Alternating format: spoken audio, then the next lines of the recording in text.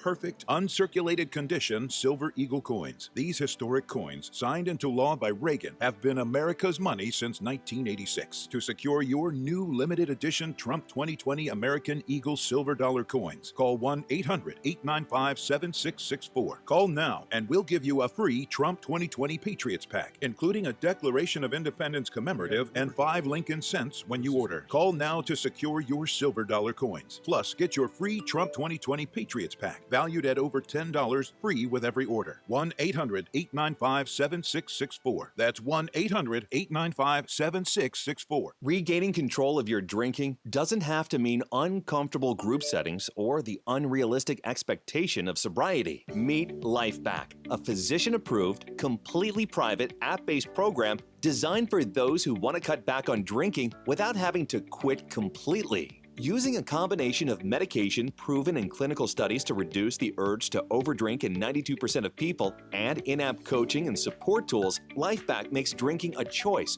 rather than a habit or a need. Every aspect of your LifeBack plan is managed on our mobile app from the privacy of your phone, and medication is delivered directly to your doorstep without the need for in-person doctor appointments. Start the LifeBack program now and treat yourself to sharper focus, better health, stronger relationships, and saved money while still enjoying moderate drinking. Visit lifebac.com. That's lifebac.com. Get your life back today with LifeBack. Visit lifebac.com. 101.5 FM, 720 AM, KDON, the talk of Las Vegas. The opinions of the hosts on KDWN are their own and do not necessarily reflect the views of this station, its management, or Beasley Media Group. Right now, the day's biggest news stories from a Vegas perspective. This is the Vegas Take with Sharp and Shapiro. 1, 2, 3, 4.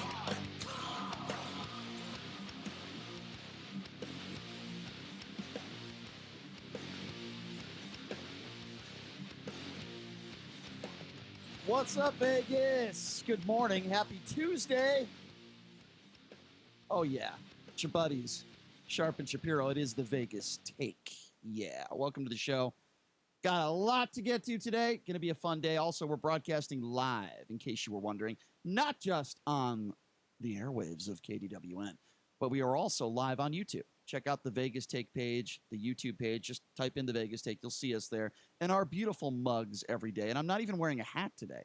I've decided to be hatless today, and for whatever reason, my co-host has decided to copy me and is also wearing sunglasses, which I'm very annoyed by that, by the way. I don't know why. Why did you decide to wear sunglasses today, if I may ask? You know, I just kind of felt like switching it up, Brian. You felt like switching? Yeah. It's sort of bright in here today, so I might take them off. Well, you have to be careful. Maybe the second segment, or the fourth, the fifth, or the sixth. You have to be careful. I'm definitely starting the show with sunglasses today. You have to be careful when you use the term, I felt like switching it up, because you can anger a lot of the evangelical right. When you make statements like that, you could be talking about your sexuality, and God knows. By the way, where's your hat?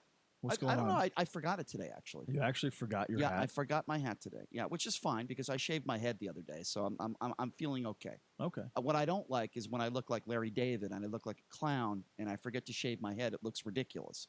When I shave my head, I'm comfortable with my appearance. Put it that way, if that makes sense. Well, I'll tell you somebody who's not very comfortable right now. A few anchors. Let's start with Fox News, then we'll get to Chris Matthews. So, Brit Hume, who I've never really been a big fan of, kind of boring. Brit Hume puts out a tweet yesterday, and in that tweet, you could see the tabs on his computer. And in one of those tabs, it's Sexy Vixen. And when you go to the Sexy Vixen website, it's, these straps and these, things. I'm not really into this stuff, JD. Are you into this stuff with the Sexy Vixen stuff, like the contraptions and the that type of I'm not going to say paraphernalia, but whatever it is. I'm not really into that sort of thing. Paraphernalia. Well, whatever it is, I'm not really into that thing. So he got caught looking up, pornographic materials on his computer, and he was too dumb to realize it, and he tweeted it out, and it was too late. Is that pornographic? Well, I mean, the strapping. Anyway, and is an outfit pornographic? The point I'm trying to make. Actual porn. The point I'm trying to make is those are sex accessories, Brian. The point I'm trying to make is that Brit Hume got caught. Regardless, he got caught, and it's very funny. and a little disturbing at the same time, because I didn't think Britt Hume was into that sort of stuff. That sort of deal. Maybe he'll be here for the Porn Expo. But anyway, he is a human being. Human beings procreate. Human beings have sexual activities. Well, I'll tell you who else is a human. I'm not super surprised that he's interested in that. I'll tell you who else is a human being, but he's not doing too well today because he just stepped down. That would be Chris Matthews. He has abruptly exited MSNBC. Shocking viewers, but not some critics. I just want to play this real quickly, then we'll get to our guest. This is MSNBC's hardball host, or as I like to call him, wiffle ball host, Chris Matthews, abruptly quitting last night on the show. Have a listen to this. Let me start with my headline tonight. I'm retiring. This is the last hardball on MSNBC, and obviously, this isn't for lack of interest in politics. As you can tell, I've loved every minute of my 20 years as host of Hardball. All right, well, there you go. And this comes of rumors circulating about some past comments he's made about women, their sexuality, so on and so forth. And a woman who wrote about this back in 2017 is Amber Athey from The Spectator, and she joins us right now on the line. Amber, I appreciate you being here. How are you? I'm great. Thank you for having me. Sure. Absolutely. So take me back a few years ago to 2017. Obviously, you're one of those people not shocked at what took place yesterday with Chris Matthews. What can you tell us about this guy? What do you know? What did you hear? And why do you think this led to him retiring, so to speak, yesterday? Sure. So back in 2017, I received a tip that Chris Matthews had allegedly been involved in a separation-related payment with one of his staffers after she accused him of sexual harassment. I ended up being able to confirm that with NBC. The settlement was reportedly about $40,000, and this woman had complained to HR that he was making inappropriate jokes to her, pretty similar to the types of things that he was accused of by this journalist the other day in GQ. And I actually ended up doing a follow-up story, speaking to 5 other people, including former producers, former guests of the show, all of whom said that these types of comments were a matter of course for Chris Matthews. He frequently made women really uncomfortable to the point where they wouldn't even want to be in the same makeup room as him because he was constantly commenting on their appearances. And also that he ran a rather abusive work environment in terms of his staffers, verbally abusing people, telling them that they were worthless, that they didn't deserve to have a job there. So all of this has been out in the public sphere for a couple of years now. So I wasn't surprised when this new information, this new allegation came out against Chris Matthews, but I was surprised by the timing, because why does NBC or MSNBC care all of a sudden 2 years after all of this other stuff has come to light? Right. And I think the answer is that this is more political than it is in the interest of protecting women who have been on his show. This was right after he, of course, made this really in poor taste Nazi comparison to Bernie Sanders after he won the Nevada primary. He then went after Elizabeth Warren for suggesting that she reflexively believes a woman who was accusing Mike Bloomberg rather than giving him the benefit of the doubt. And then, of course, he had another awkward moment on air where he confused 2 black politicians from South Carolina. So this was more, in my opinion, about the fact that MSNBC has been growing sick and tired of Chris Matthews for a while now, because he's been there for over 2 decades and is kind of a relic at this point. Mm-hmm. And this was more, these sexual harassment allegations were more of a convenient way to kneecap him and get him out of his position, because that's what MSNBC ultimately wanted. Well, I'm just going to speak from a broadcasting perspective, because I wasn't there. I don't know the things that he said and the way he mistreated people. What I do, in my personal opinion, he's just not a very good broadcaster. He fumbles over his words. He interrupts people all the time. I don't think he has much of a personality, but I guess that's a different subject. But Amber, here's what I do want to do. I want to play you a clip from Mika Brzezinski. As you know, she's the co-host of Morning Joe, and she actually defended Chris Matthews this morning. So I want to play this audio for you and then let you respond. Here's Mika Brzezinski this morning. And as a woman, I want to say this. I loved working with Chris Matthews. I really enjoyed being his colleague. And I understand the important changes around this so-called cancel culture. They're important, they're hard, they're painful, and in many cases they are necessary. I do wonder at this point, though, as we move forward and we look at this and what happened here, if there might be a better way for all of us in the future, where we work through this and get to a better place. But for now, I'll just say I'll miss him every night at 7 p.m., but I remain his friend. Amber, what do you make of those comments of Mika Brzezinski?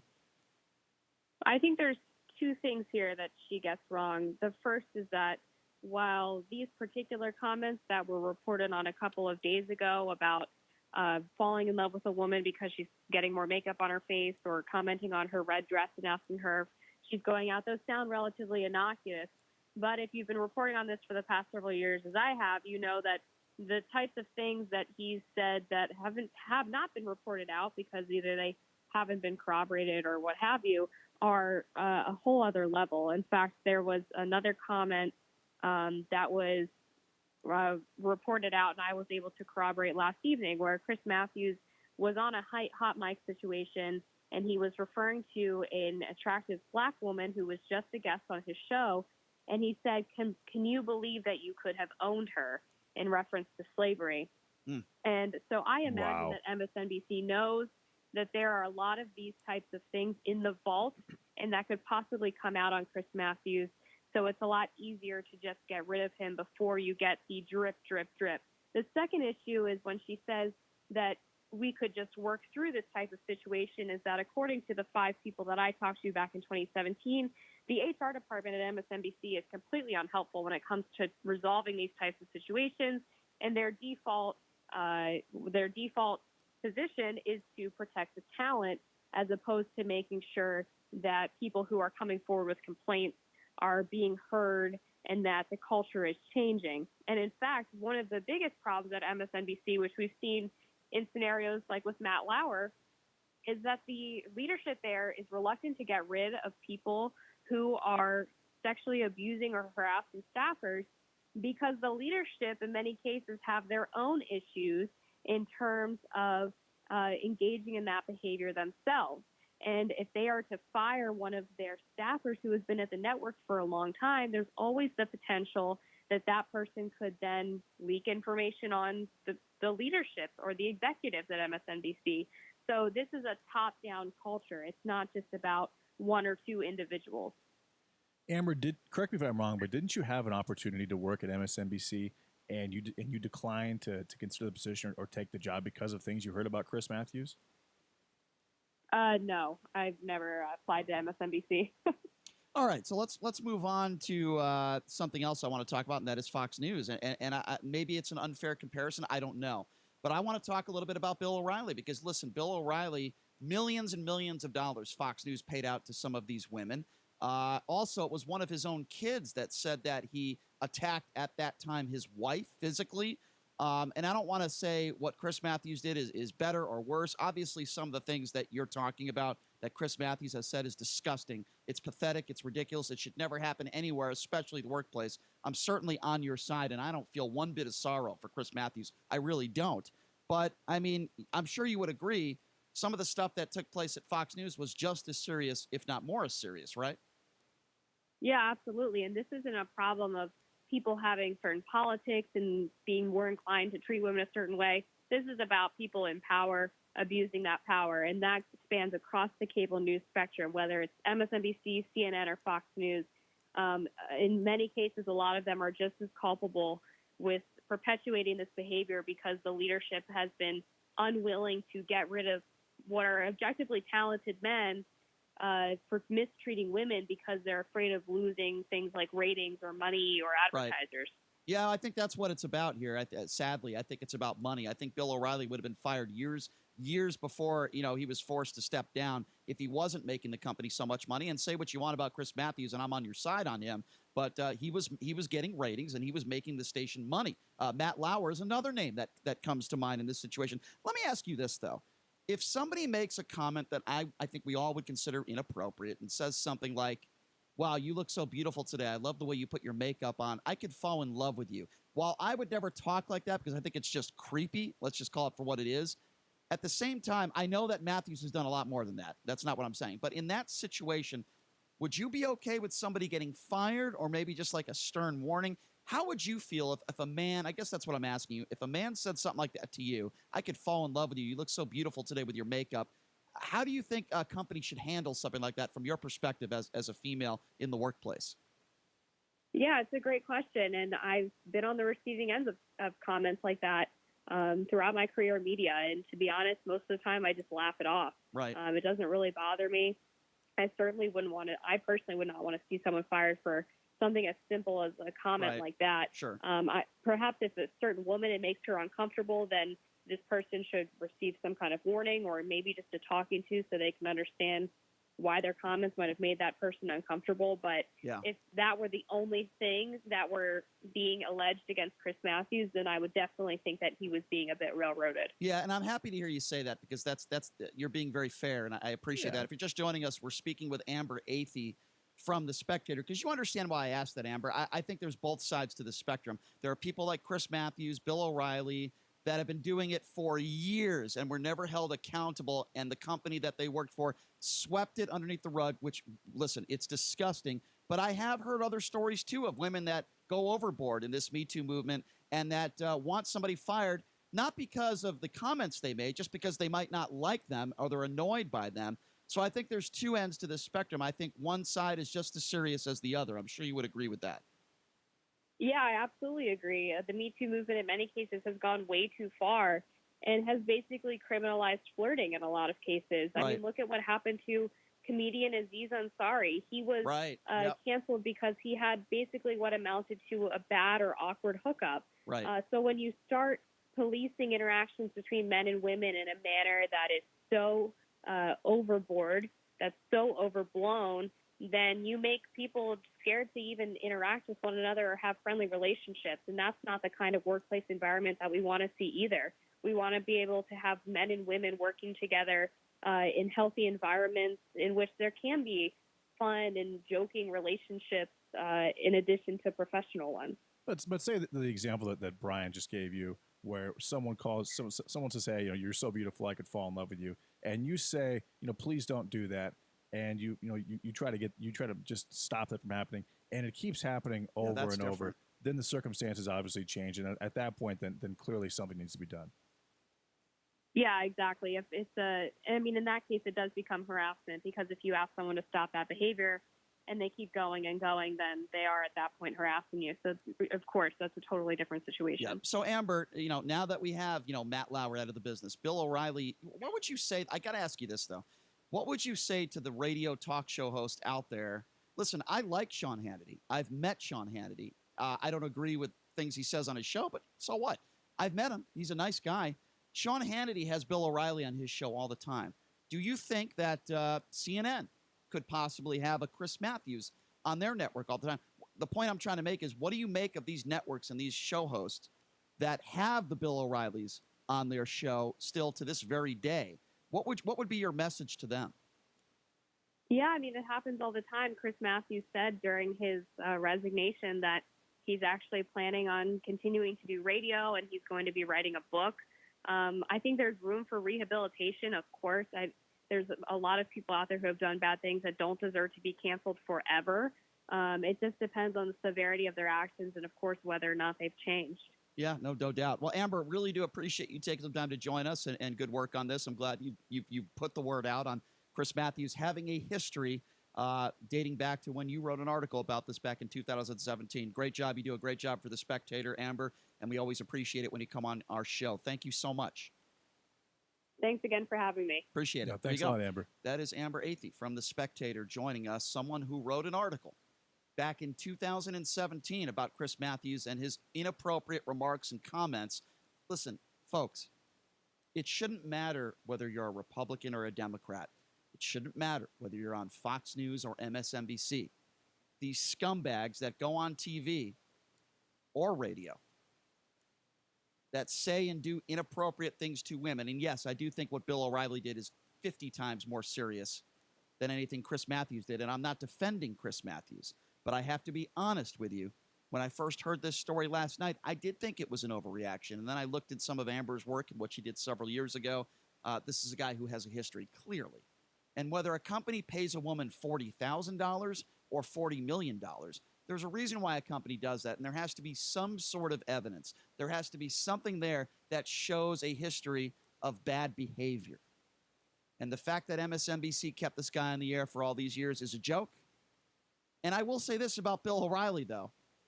and this has nothing to do with harassment.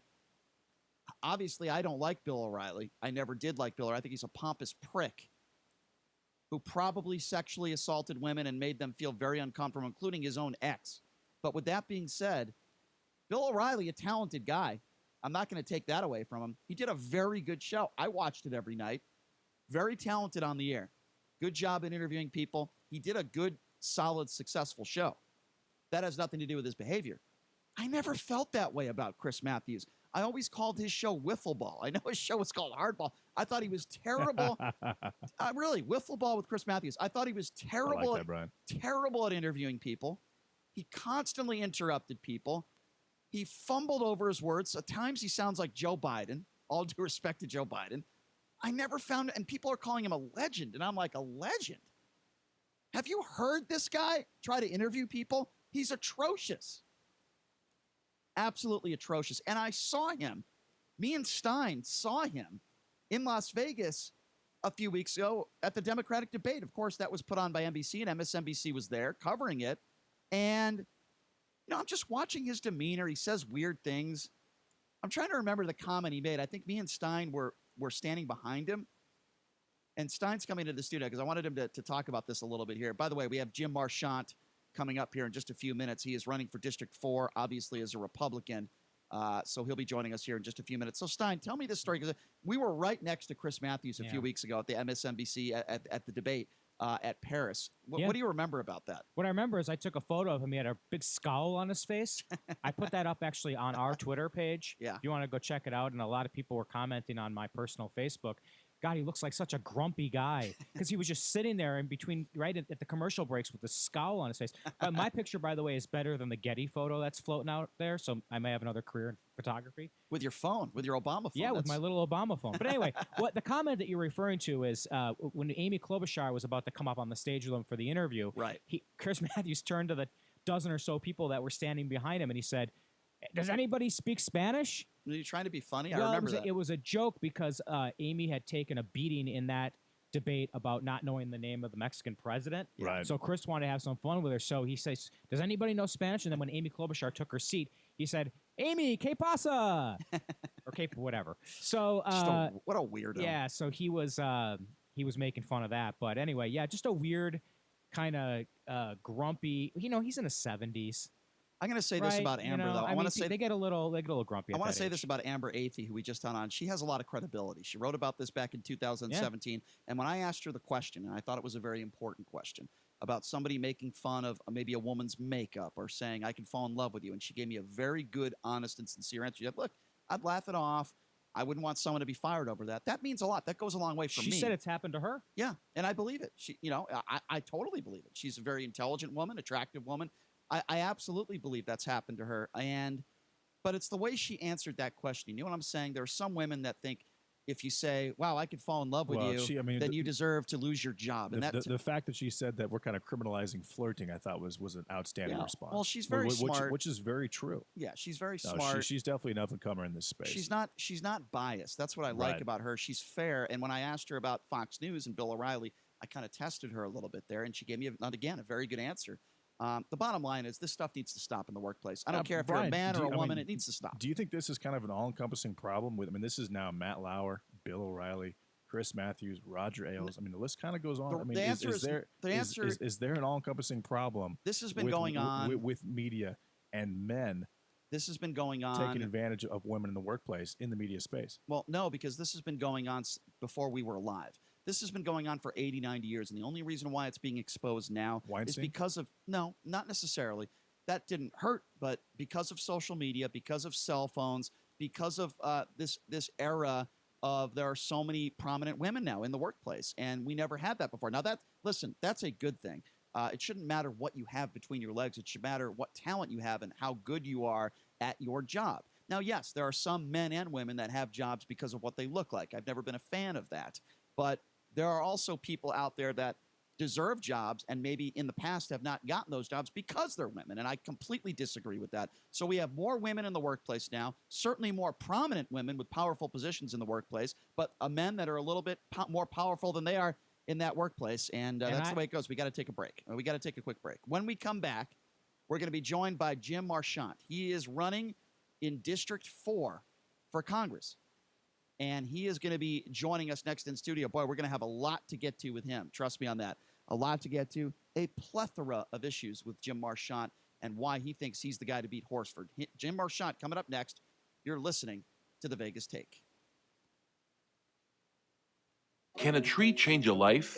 At Trees for the Future, we believe trees make all the difference in the fight against poverty, hunger, and climate change. Through a proven permaculture method called the Forest Garden Approach, Trees for the Future has positively impacted over 26,000 farmers and their children. Are you ready to leave a lasting impact on the world? Find out how to plant seeds of hope this season at trees.org/radio. That's trees.org/radio.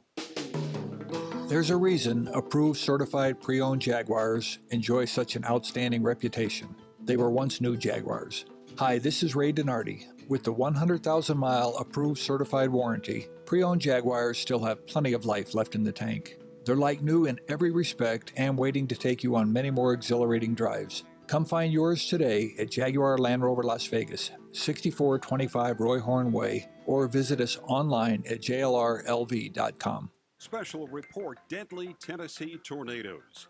An early morning series of tornadoes ripped through Nashville and to the east of the city, killing at least 19 people and destroying at least 40 buildings. Correspondent Admiral Walker is on the scene. The biggest concern right now are the people who may be trapped inside these damaged homes and buildings because this happened in the early morning hours. Governor Bill Lee has declared a state of emergency. 4 different counties have, as of this morning, had confirmed fatalities. In Benton County, Putnam County, Wilson County, Davidson County, there are a number of people that are missing. The missing are a particular concern for Nashville Mayor John Cooper. We all worry about some people being left in buildings that have been damaged, and I know the first responders are working their way through that problem. Officers who specialize in urban search and rescue have been called in. Schools, courts, and government facilities closed. I'm Mike Moss. It's time to check the roads. From the Lerner and Rowe Traffic Studio. This report sponsored by Upwork. When you need in-demand talent on demand. No new accidents to report. Still some light slowing on I-15 southbound that remains from the Spaghetti Bowl to Tropicana. And just a spot of northbound slowing between Russell up to Flamingo. Looks like a nice recovery on the 95, east side and west side. Good news, the 215 Northern Beltway at Losey Road, east and westbound, the on and off ramps are now open. Upwork has the world's largest network of independent professionals like designers, developers, data scientists, you name it. When you need in-demand talent, on-demand, Upwork is how. I'm John Michaels from the KDON Traffic Center. Here is some great news. If you missed the deadline to sign up for health insurance, or if you sign up for a plan that you're just not happy with, you still have a choice. It's called MediShare. It's the affordable alternative to health insurance, and it's worked beautifully for 25 years. They have more than 400,000 members now around the country. MediShare is a Christian healthcare sharing ministry, and over the years, members have shared over $3 billion of each other's medical bills, so they could help share your needs too. And best of all, you could save a lot of money with MediShare. The typical savings for a family is about $500 a month. Your savings could be more or less, but think about what you could do with that extra money every month. You're not stuck with a high-cost health plan. You can join MediShare anytime, so call them today and check it out. Here's the number to find out more, and there's no pressure. They are super easy to talk to. Call 844-91-BIBLE. That's 844-91-BIBLE. 844-91-BIBLE. Mark Levin, weekdays 3 p.m. to 6 p.m. Now back to the Vegas Take on 101.5 FM, 720 AM. KDON.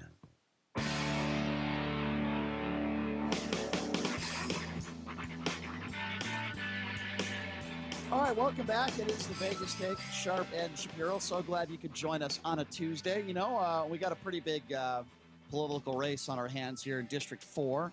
As you know, Mr. Horsford is running the show right now in the Democratic Party. But, you know, we've had Lisa Song-Sutton, former Miss Nevada, now running for District 4. She's been in studio. Sam Peters has been in studio.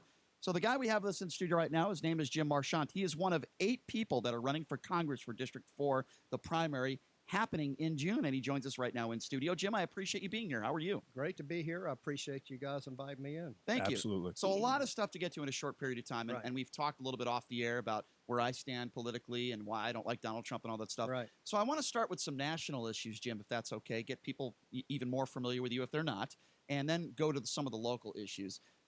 Let's start with gun control, because I think this is a big topic. As you know, we lost 59 people October 1, and the biggest mass shooting in American history. I know you've talked a lot about how you have an A+ rating with the NRA. Correct. My question to you would be this. What is your solution to ending or helping to end some of these mass shootings, and what has the NRA done in that category to do that? Well, I would say we need to strengthen the Second Amendment. In other words, allow most of the people that are out there to own guns without some of the controls on there. I don't mind the background checks, but I think they're in preaching on the Second Amendment, and I'm against that. I'm a strong advocate of the Second Amendment. I think we also need to address the mental health issue of gun control, and we took out mental health facilities a long time ago. I think back in the 60s. 50s, 60s, and I think we're paying for that now. Okay, well, let me start with where I agree with you on, and that is mental health, of course. Right. Obviously, we don't want mentally deranged people to be able to buy weapons. Right. We all agree on that. So let's start with where we agree on. You talked a little bit about the Second Amendment. So what I hear from Republicans out there is that Democrats are gun grabbers. They want to take your guns away.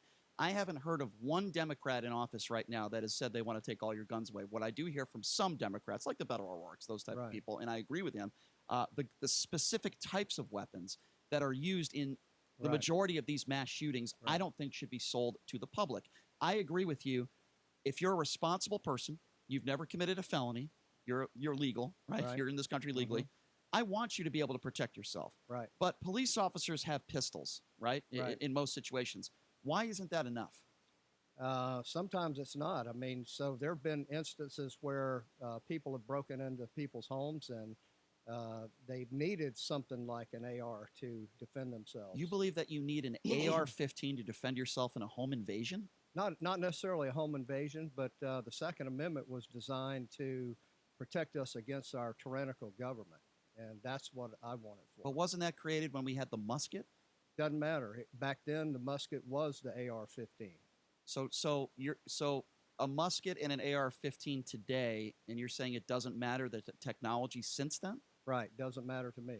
Okay. So what is your solution? Okay. So you talked a little bit about mental health. What about red flag laws? I'm against the red flag laws because I don't want anybody that has a beef with me to be able to have the authorities confiscate my guns without due process. Jim, are you married? No. Okay, so let's just say hypothetically you are, or you have kids? No. Okay. Let's just say hypothetically you're married, just for the sake of argument. All right. Your wife is threatened by somebody in the workplace that day. Somebody in the workplace says, I'm going to kill you tomorrow. I'm going to bring a gun into work and I'm going to kill you. Now, there's evidence of it. It's a text message or a voicemail. Let's just say your wife, hypothetically, of course, calls the police. Right. They come in, they arrest him. He's out in 2 hours. Are you saying you're comfortable with that guy buying a gun? Because if there are no red flag laws, that gentleman will be able to buy a gun in the state of Nevada. There are some states where that wouldn't be able to happen. In Nevada, he's legally able to buy a gun. So you're saying you're okay with that? No, I'm not okay with that. Well, then that would be a red flag law. So if that happens, that instance happens, then a police report should be able to be filed. And then that would show up on the background check. Well, but what if he doesn't have anything, in his past? And if it's a threat of someone's life, that should be. He hasn't been convicted though. The threat should be. That should be able to cause him to not be able to buy a gun. He has to be convicted of a felony though. That's the right.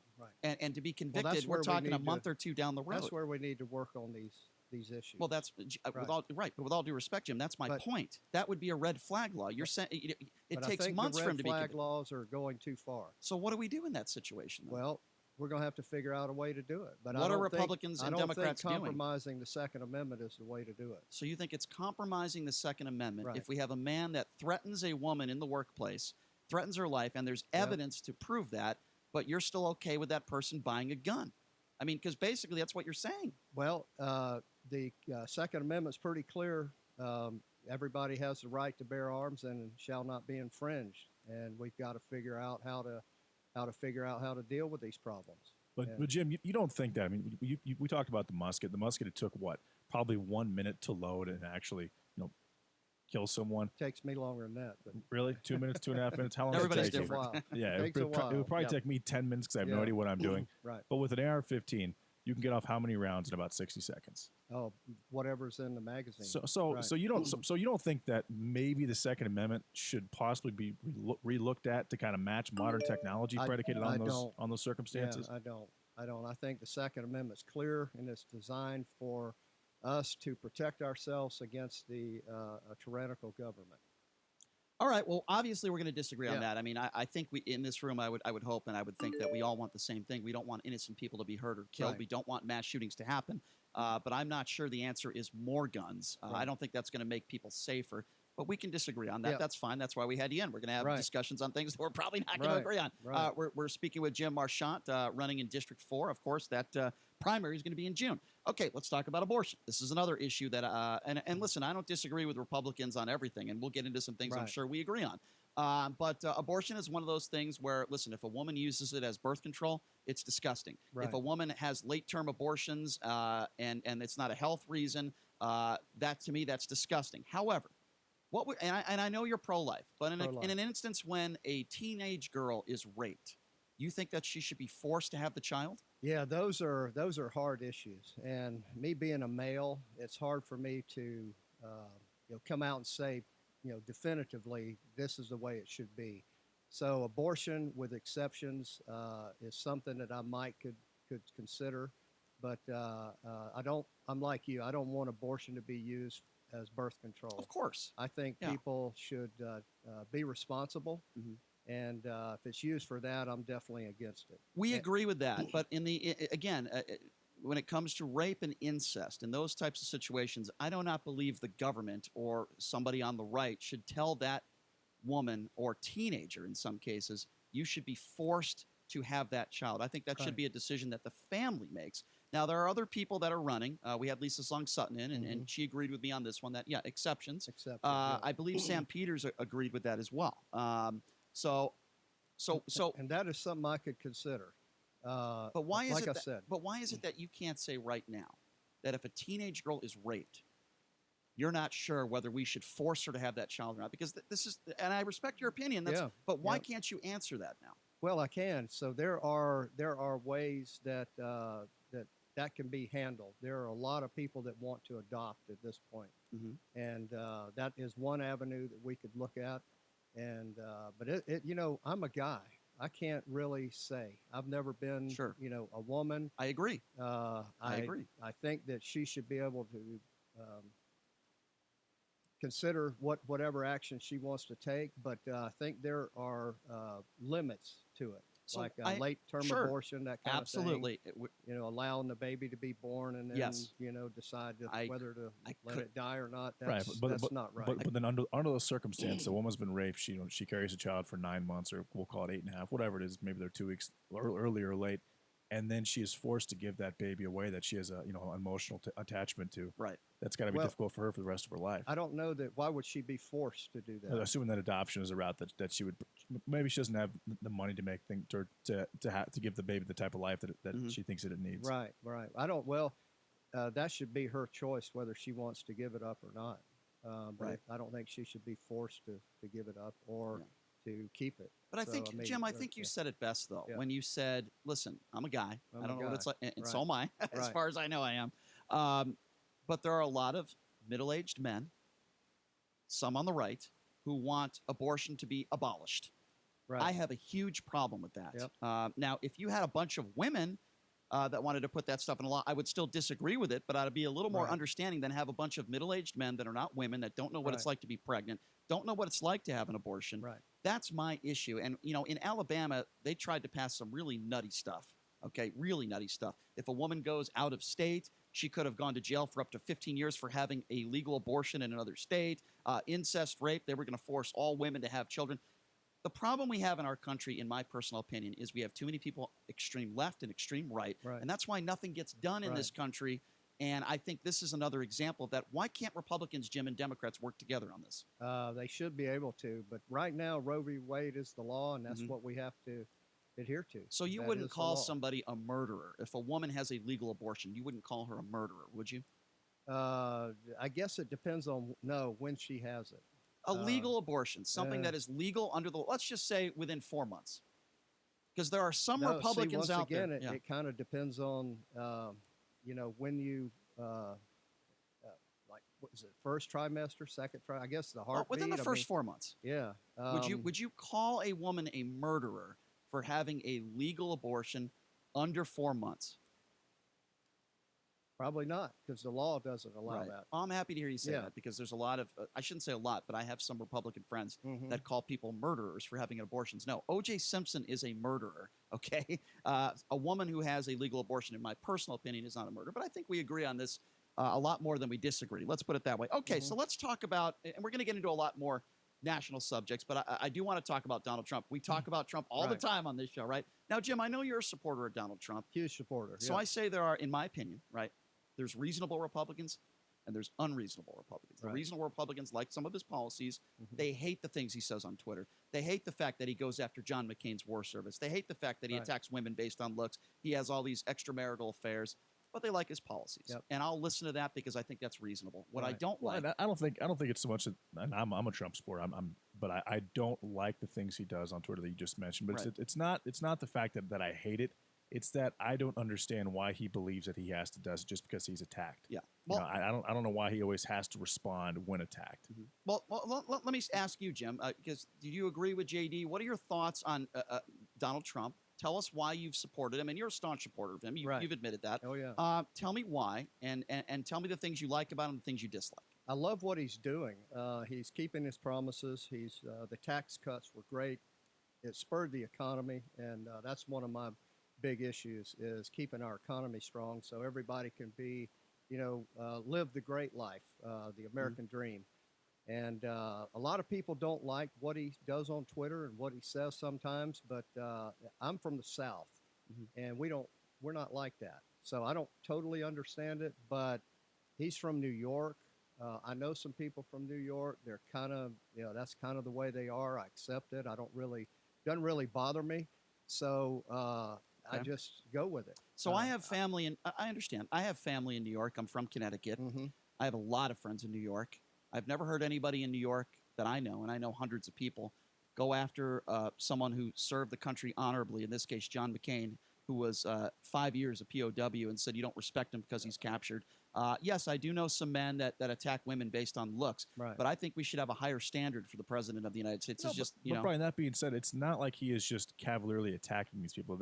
John McCain went after him first, and he responded. John in McCain, kind. The point is he's the president policy, of the point is he's the president of the United States, and he doesn't have to do that. And I don't know why he thinks he does, but I understand where Jim's coming from too, where that he's kind of got that brash, arrogant New York background, where if you don't respond when attacked, then it's kind of perceived as weakness. So I see that as well. I think there's a fine line between John McCain disagreeing with Donald Trump on politics and Donald Trump going after John McCain on his war service. There's a fine line there. We can disagree on politics. Yeah, I don't know that he just went after him on policy. I mean, who knows what he did personally?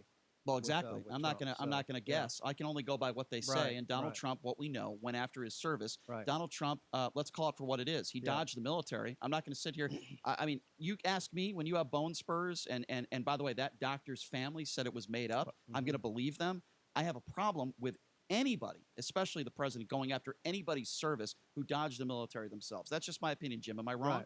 Right. Well, I probably would not have done it, but that's me. And like I said, I can put up with some of those things as long as he gets the job done, as long as he makes America great again and keeps America great in the future. I guess that's where we have a fundamental disagreement, Jim, and because I don't think the president should ever go after a woman based on looks. He did that with Nancy Pelosi a month ago.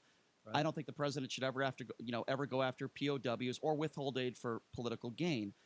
Why can't we have both? I guess that's my question. Why can't we have a president that has good policy and is somewhat respectful to others? That's a good question. Like I said, I probably wouldn't do that if I were there, but I don't know. I'm not in that position, so Well, I again, can't really Jim, say. keep in mind Brian is also looking for the perfect presidential candidate. No, I'm not. That's not true. Obviously. No, Well, absolutely not. He's very clearly looking for the perfect Actually, candidate. we all are. No, I would love that. First of all, that's not true. Yeah. Second of all, that's never going to happen. Third of all, I didn't vote for Barack Obama, but here's something, Jim, I will say, and I would imagine you're not a Obama supporter, and No. that's fine. I'm sure you have your reasons. Right. But I will say this about Obama. I believe him to be a very good husband, a very good father, and a decent human being that would never stand up on a stage with Kim Jong-un or Vladimir Putin and side with evil, murderous dictators over his own CIA. I don't know that President Trump did that. I don't agree that he did that. I think he is trying to work to make the whole world a better place. And the way he is dealing with it is he thinks he needs to talk to these people and deal with them. So when Donald Trump is asked about Otto Warmbier in North Korea on a national stage, and he takes the side of Kim Jong-un and is asked, and Kim Jong-un says, well, I'm really sorry, I don't know what happened, and Donald Trump said he believed him. When Vladimir Putin said they did not interfere in the elections on a world stage, and Donald Trump says, well, I see no reason why they did, I believe Vladimir Putin, when the CIA tells us something completely different, isn't that sucking up to evil, murderous dictators? I don't agree, no. Who's to say that our CIA is pristine? So we should believe an evil, murderous dictator over our own CIA, and you're okay with the president doing that? You never know. But you're okay with that? I'm okay with Trump doing what he's done so far. So you're okay with, again, I just want to go to these specific situations because this is me personally. This is why I don't agree with the way you're putting it, but yeah. Well, I mean, you tell me, where am I wrong?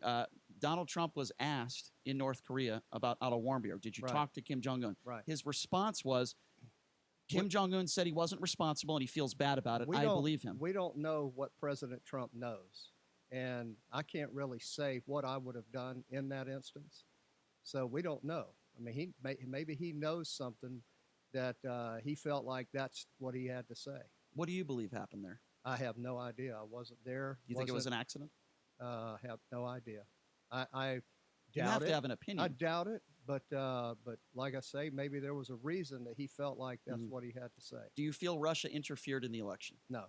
So you do not believe our own CIA and 8 other agencies that agree with me? With it, manipulating social media like they could, buying ads, that kind of thing. Well, that's interfering in the election. Well, it is by definition. But everybody interferes then.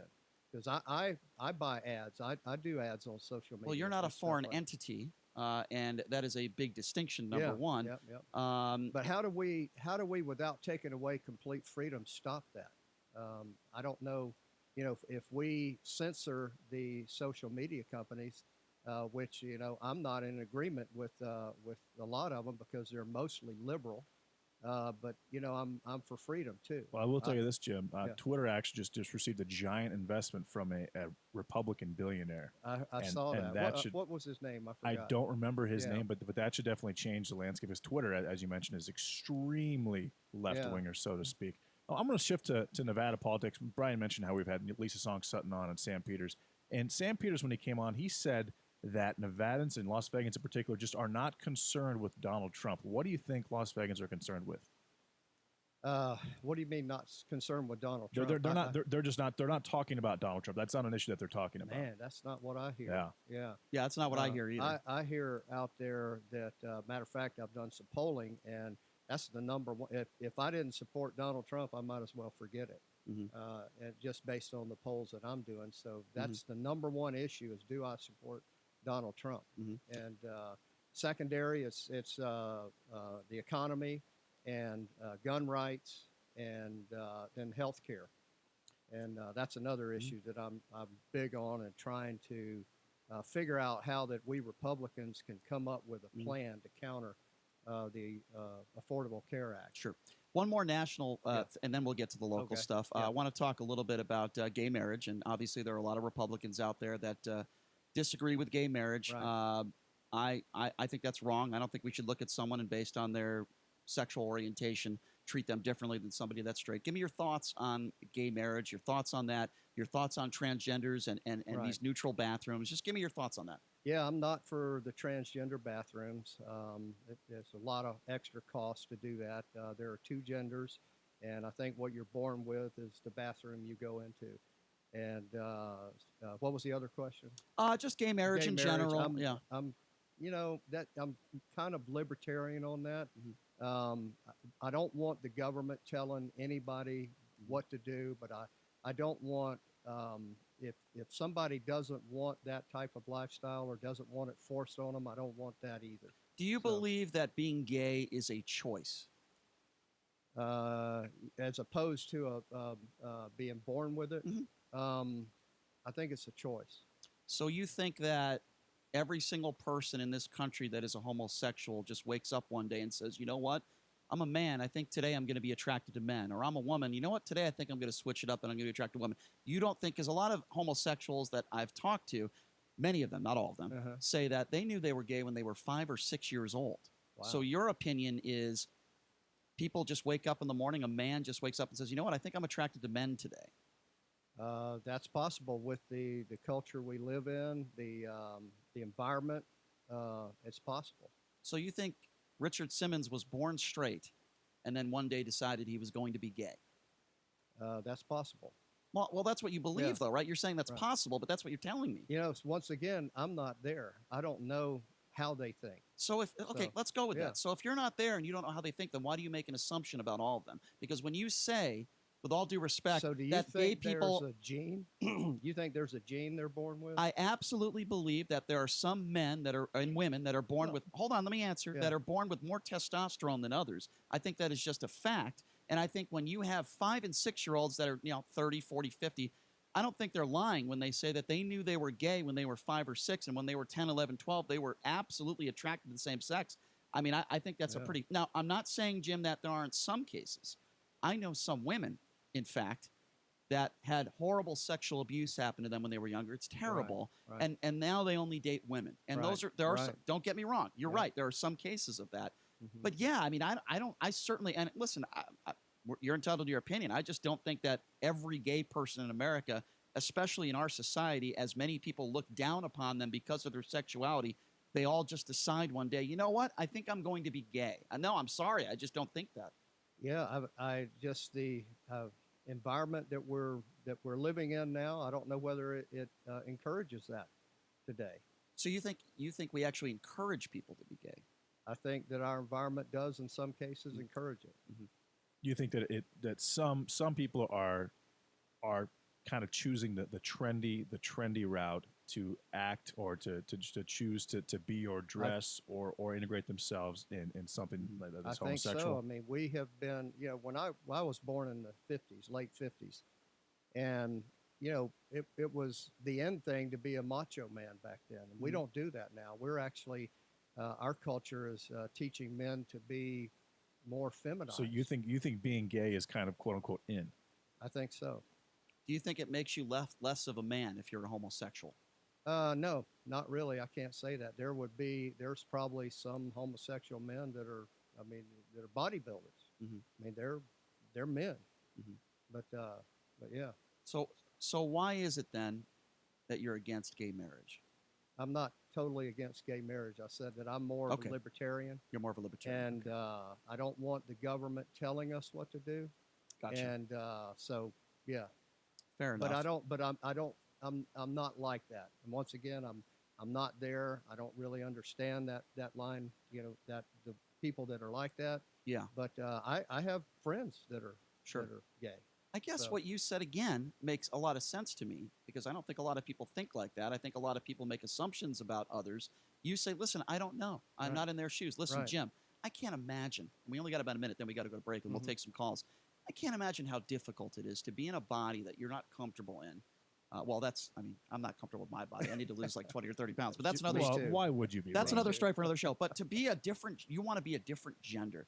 I can't imagine the hell that one must go through to want to have to transition. And I guess I have a sympathy for those types of Right. people. I mean, am I wrong in thinking that way? Well, no, probably not. But I don't think that we taxpayers should pay for it either. You're talking about if they serve in the military, if right? they serve anything. Let's talk about that when we come back, because I think that's a very good subject that you brought up. Our guest is Jim Marchant.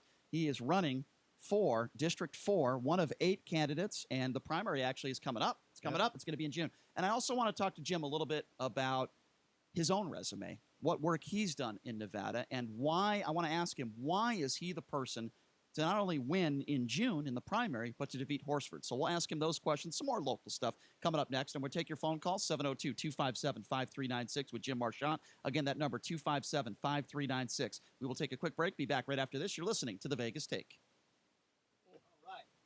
If you're one of the millions of Americans who owes back taxes, if you get nervous when the mail comes because you might get a letter from the IRS, then you've heard. Their enforcement agents are cracking down this year and can garnish your paycheck, levy your bank accounts. Even your home or business could be at risk over unpaid taxes. It's all true, but it's also true there's a way out. It's called the Fresh Start Initiative, an important government program for tax debt assistance. The award-winning experts at Optima Tax Relief will fight to get you the best deal possible, protecting your paycheck and your assets from IRS collections. But don't delay, because the IRS is tacking on interest and hefty penalties every single day. So don't wait until it's too late. Call Optima now for a free consultation. Call 800-375-2922. 800-375-2922. 800-375-2922. Optima Tax Relief. Some restrictions apply. For complete details, please visit OptimaTaxRelief.com. Your home for Sean Hannity. KDWN Las Vegas. KKLZ HD2 Las Vegas. A Beasley Media Group station. Special report: deadly Tennessee tornadoes.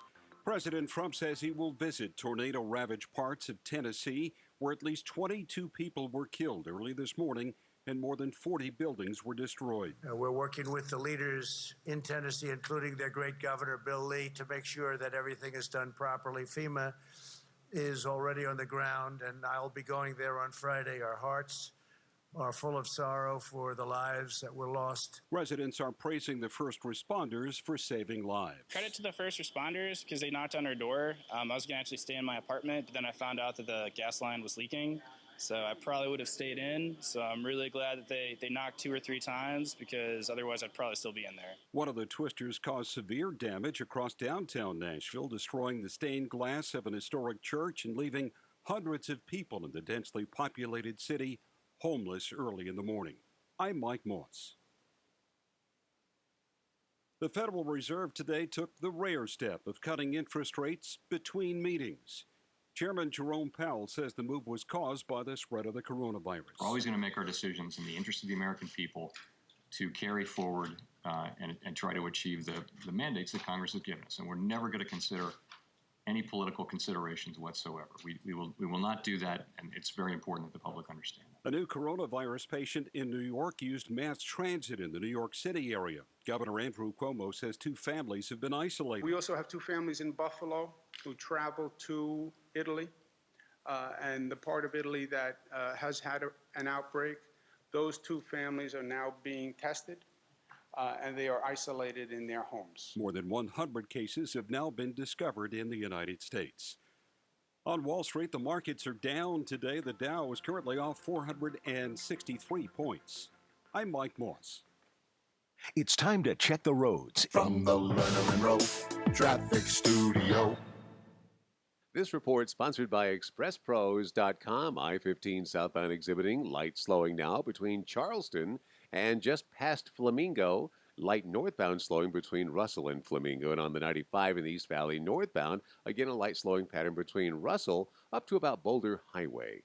No delays to report. 95 in the West Valley. No new accidents to report. Losing sleep over a stressful job or a bad boss? It's time to get to know Express Employment Professionals. Connect on the Express Jobs app or expresspros.com. John Michaels from the KDON Traffic Center. It's open enrollment season, and Medishare is the Christian healthcare sharing ministry that saves most families about $500 a month. Google Medishare and see if it's a fit for you. Medishare, healthcare you can believe in. John Schaefer here for my friends at Numel Medical. You know, I've been telling you about them for a while now, and here's why. Because they are the innovators.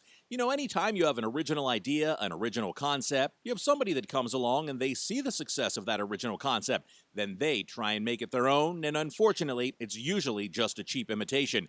Well, not with Numel Medical, because they are the ones who got out in front of this. Testosterone replacement, ED treatments, they're the ones who've been leading the way in the nation for sexual health procedures, and they've been providing tens of thousands of men in the Las Vegas area alone for the past 7 years with that help. Numel Medical starts with your first visit, and they are going to be there with you every step of the way. After I went there for my first visit, I felt comfortable and relaxed knowing they could help guide me through any issue I had. Numel.com, that's NUMALE.com, 702-505-4414. That's the number. Don't see a cheap imitation. Go to the originators. Numel.com, 702-505-4414. President Trump has been exonerated, and now there's something every real American ought to have. Limited edition Trump 2020 American Eagle Silver Dollars. Celebrate Trump's historic victory with limited edition American Silver Eagles, specially priced from government.com. Just call 1-800-895-7664. Hold the weight of democracy in your hand with new, perfect, uncirculated condition Silver Eagle coins. These historic coins, signed into law by Reagan, have been America's money since 1986. To secure your new limited edition Trump 2020 American Eagle Silver Dollar coins, call 1-800-895-7664. Call now and we'll give you a free Trump 2020 Patriots Pack, including a Declaration of Independence commemorative and 5 Lincoln cents when you order. Call now to secure your silver dollar coins. Plus, get your free Trump 2020 Patriots Pack, valued at over $10, free with every order. 1-800-895-7664. That's 1-800-895-7664. Mark Levin, weekdays 3 p.m. to 6 p.m. Now back to the Vegas Take on 101.5 FM, 720 AM, KDON.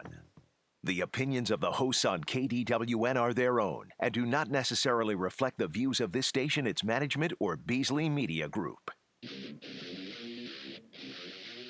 Right now, the day's biggest news stories from a Vegas perspective. This is the Vegas Take with Sharp and Shapiro.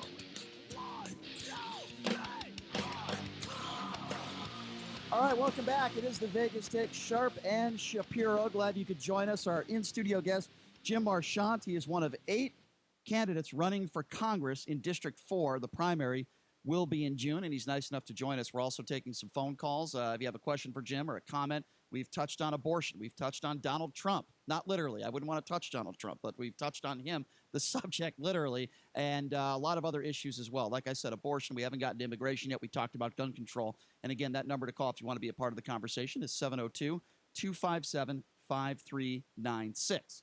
So we talked a little bit about, transgenders, that sort of deal. And I have a problem with one of Donald Trump's policies where he does not want to allow transgenders to serve in the military. Now, I understand that taxpayers should probably not pay for that surgery, but what about those that have served in the military honorably for 10, 20, 30 years? They've already either had the surgery or they're not planning on having the surgery, but they identify themselves as another gender. Why should they not serve? That's a good question.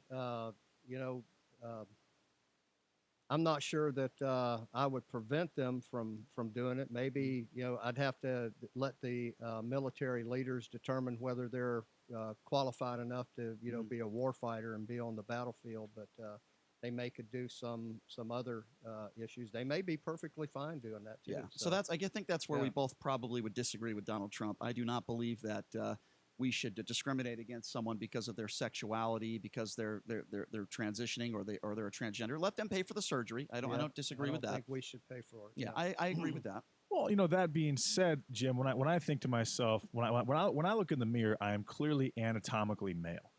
And if I was to convince myself that I was female, despite the fact that I had every single female or every single characteristic that tells me I'm male, would you trust me with a weapon if I was convincing myself that I was a female when I was clearly a male? Well, that's I'd have to leave that up to the experts. I know that if I was in the trenches and a transgender, somebody that had decided to change Right. it, I don't know whether they would be not allowed in there, but whether they would make their way to that point where they could be in that situation. If they could handle it, great. Like I said, there are bodybuilders that are, I just feel like there's a major mental disconnect when you are clearly something. Well, I'll be but honest. you are convinced that you're not that thing that you clearly are. I'll be honest with you. I have a lot more respect for somebody that is risking their life for this country, whether they think they're a man or a woman. I don't care. Than somebody who is the president of the United States who has clearly dodged the military and made up bone spurs. So that's just my opinion on that. We'll leave it at that. I think we agree more than we disagree on that subject. All right, Jim. So we're in an era now where, and by the way, the number to call is 702-257-5396. Our guest, Jim Marchant. We'll take a few phone calls in a few moments here. We're in an era where I'm sure you would agree we're very divided as a country. Now, while you did say you believe that President Trump in the break is the most popular president of your lifetime, some people could debate that, but we're very divided as a country. In 2016, Donald Trump did lose the popular vote. I'm not saying he's going to lose the presidency in 2020. I do think he will lose the popular vote again.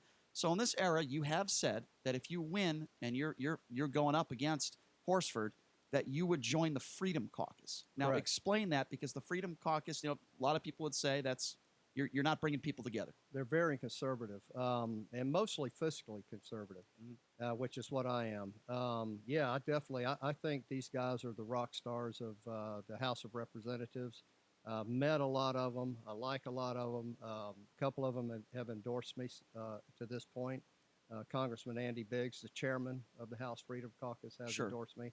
And that's the group that I identify with in the House. Fair enough, but you understand the argument. Some people would say, well, wait a second, they're way to the right, and that's not necessarily bringing people together. How are you going to be able to work? Some of them are, some of them aren't. I mean, some of them are, That's the conception of the way I look at them is they're reasonable. And that's what I've tried to be when I was in the assembly here in Nevada. Fair enough. I worked across the aisle. I talked with the Democrats, tried to work it out. I gave them the opportunity to convince me that their way was the right way. So in your term, if somebody said to you, why did you only go one term and then lose to a Democrat? Why did you lose your seat to a Democrat? If your opponents make that argument, and by the way, some of them have, Some of them what would have, be your response to that? You're aware of what happened in 2018. Yes, I Nevada am. is turning into a blue state.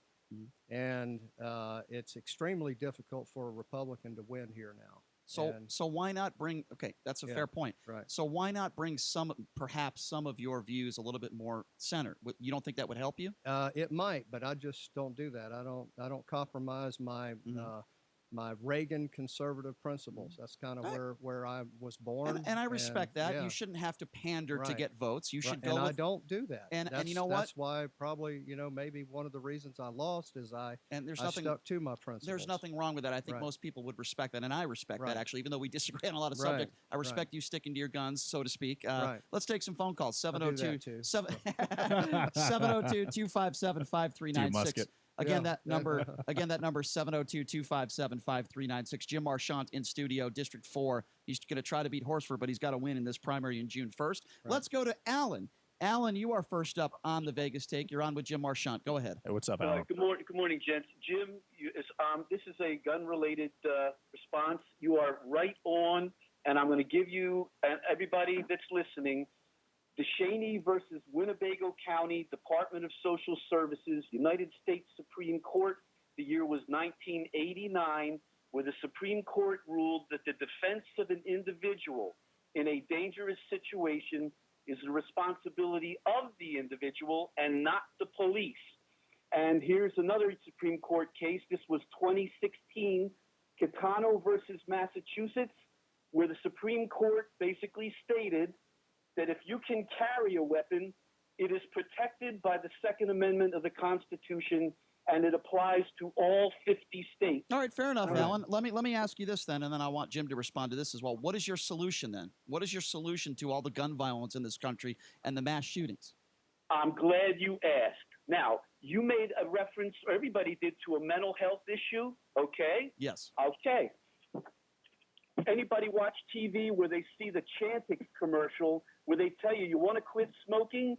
Here's how you do it. But in there, they state the side effects: violence, aggressive behavior, okay, suicidal thoughts or actions. So that's one of the issues that may be making these people go off and do what they're doing. And you made reference to 1 October. Well, I'm not going to mention the shooter's name, but he was on Valium and he was drinking. The side effects of alcohol and Valium is violent behavior. And he also had mental illness in his family. I think that's also important to note. Listen, Okay, and I'll end with this because there's other people that want to get in. The security issues at the MGM, security guards were not permitted to check baggage. If they did, they were fired. At Mandalay, if they would have yes. had their jobs and did it, that guy never would have got in with the guns, and everybody would be alive, and nobody would have been shot. Fair enough, Alan. Alan, we appreciate your phone call. Thank you very much. He brings up another good issue is the opioid abuse and issues that we have today. If we tackle that problem also, we will probably eliminate some of these issues. And I'm all for that. Yeah, see, Jim, I think he made some valid points. Right. You've made some valid points. Here's my issue. I don't think this is one thing that can fix this. I think it's a plethora of things. Right. And yes, we probably disagree on this. Right. But I do not believe that some of these assault weapons should be sold to the public. I think some of these quote-unquote weapons of war should not be sold to the public. And with that being said, I think everyone has the right to defend themselves. Right. I don't think you have to have a bazooka to do it. That's all. all. The Second Amendment basically states that we can sell them and buy them as citizens. So that's the law. And I understand that. I mean, Jim, aren't there some military-grade weapons that we cannot purchase? That the government has, that the military has, that they'll have an advantage over us with? Where in the Constitution or the Second Amendment does it say that we can? I mean, it's a pretty basic amendment. And I mean, just by I think we should be able to buy anything we want. Just by the structure of everything being so expensive, I mean, we're just priced out. The public, unless you're making, unless you're worth $50 to $100 million, you're kind of just priced out from those weapons. Isn't that kind of against the Second Amendment just in itself? I don't think so. You're talking about like buying a cannon or a bazooka or something like that, or something along those lines. Some very expensive military weapon that the average person just cannot afford. Yeah, that's but that gives the military or the government a major advantage over the average citizen. Does. Yeah, that's why I don't want to limit it. I guess here's where we disagree on this issue. You said it. You said people should be able to buy whatever they want. So what do we limit it to? Can you buy a bazooka? Yeah. You're okay with citizens buying bazookas and tanks? Maybe the Second Amendment says citizens have the right to bear arms. And an arm is, you said back in the Revolutionary days, it was a musket. Right. Today it's an AR-15. Tomorrow it may be a laser gun. So you're okay with anybody buying a bazooka or a tanker to defend themselves? I would say yes, because that's what the Second Amendment says. If they can afford it, and about 99.9% of the population cannot. Okay. Well, I think there are some weapons that are designed for mass killings, to kill as many people as possible. And me personally, I'm not comfortable with any American that is not law enforcement or a soldier having those types of weapons. There's a lot of irresponsible people out there. Jim, do you hunt? I don't hunt. You don't hunt? No. I have hunted. I'll put it. I have. From the South, that's a religion down there. But I never liked it. I never got into it. What kind of a weapon did you use when you hunted? Shotgun mostly. Okay. And yeah. All right, number to call, by the way, Jim Marchant is our guest. He's running in District 4. The primary will be in June. That number is 702-257-5396. Again, that number, 257-5396. All right, let's talk a little bit about coronavirus, right? Everybody's talking about it. We had a guy on yesterday who actually contracted the virus in a ship with his wife. He was quarantined off for 14 days. Was he here? No, okay, no. Actually, Jim, he spit right into your seat, actually, right there. No, I'm just kidding. I'm hoping it's by phone. So I would hope that Republicans and Democrats all want the same thing, and that is Americans to be safe and to be healthy. With that being said, so Don Jr. Over the weekend made a statement. He said that Democrats want millions of Americans to contract the virus and die so that Donald Trump is not reelected in 2020. Do you agree with that type of rhetoric? I didn't hear that. I don't know. I don't probably not, but I don't I didn't hear what he said. So. We played the audio yesterday, and that's what he said. And then Mike Pence kind of doubled down on it and said, it was understandable because of all the attacks that He- Donald Trump he is said getting. he said he was justified in those comments, Right. which in my opinion he clearly was not. I do think that the Democrats would like to see a poor economy from the coronavirus, and they would love to gain politically from Right. that. But going over the top and saying that the Democrats actually hope that millions of Americans actually die from the virus, that seems, and again, this is coming from a Republican perspective, that seems completely egregious. Yeah, that may be, like I say, I probably wouldn't have said that, but I'm not in their place. I don't, they probably know something that I don't. So let me ask you a question then. If Barack Obama's daughter made a statement like that when he was president, would your reaction be the same? Would it be, you know what? I don't know what's in her head. Probably. So yes. it would have been the same. Yeah, Okay. I mean, probably, I would have called. I'll be honest with you. I would have called his daughter out, just like I called Donald Trump's son out, because I think they're irresponsible comments. But hey, Right. let's see what you think. Right. 702-257-5396. You're consistent, Jim, so I do respect that. Let's go to Tim. Tim, you're next up on the Vegas Take. You're on with Jim Marchant. What's on your mind, Tim? Hey, what's up, Tim? Hey, what's going on, guys? So, huge fan of the show. And, Thank you. I've been listening to you for a few months now, and something that kind of caught my ear today and in the past is the transgender in the military. Yes. Now, I don't really understand Donald Trump's policy, but the only concern I had, because I served 15 years in the Air Force. Thank you for your service, sir. Oh, you're welcome. I mean, it's great, and I have no problems at all with homosexuality or anything like that. I got plenty of friends who serve. Yep. But it's when you put someone who's transgendering or transitioning in the same bunk when you're in a deployed location or even basic training, you're going to have issues. Because if like JD said, if you're I can't even say it, anatomically male or female. Yep. Right, correct. If you see yourself as that in the mirror, but you think you're a woman. Yep. Fair enough. Fair enough, That's the Tim. only issue I have. All right, Tim, I appreciate your phone call on your statement. I want to let Jim respond to that, and I appreciate the call, Tim. Go ahead, Jim. That's a great point. And like I say, I want to make sure that the people that go in the military, whatever part of the military they go in, I don't want it to harm any of the other people that are in there. Like, for example, I don't want somebody that maybe think they're more feminized or that type of thing to be in a trench and having to back up, somebody that's taking, bullets, right? So I think if there's a place that they can serve in the military, I don't know whether it's a clerical position or something like that. But I will say this, though, Jim.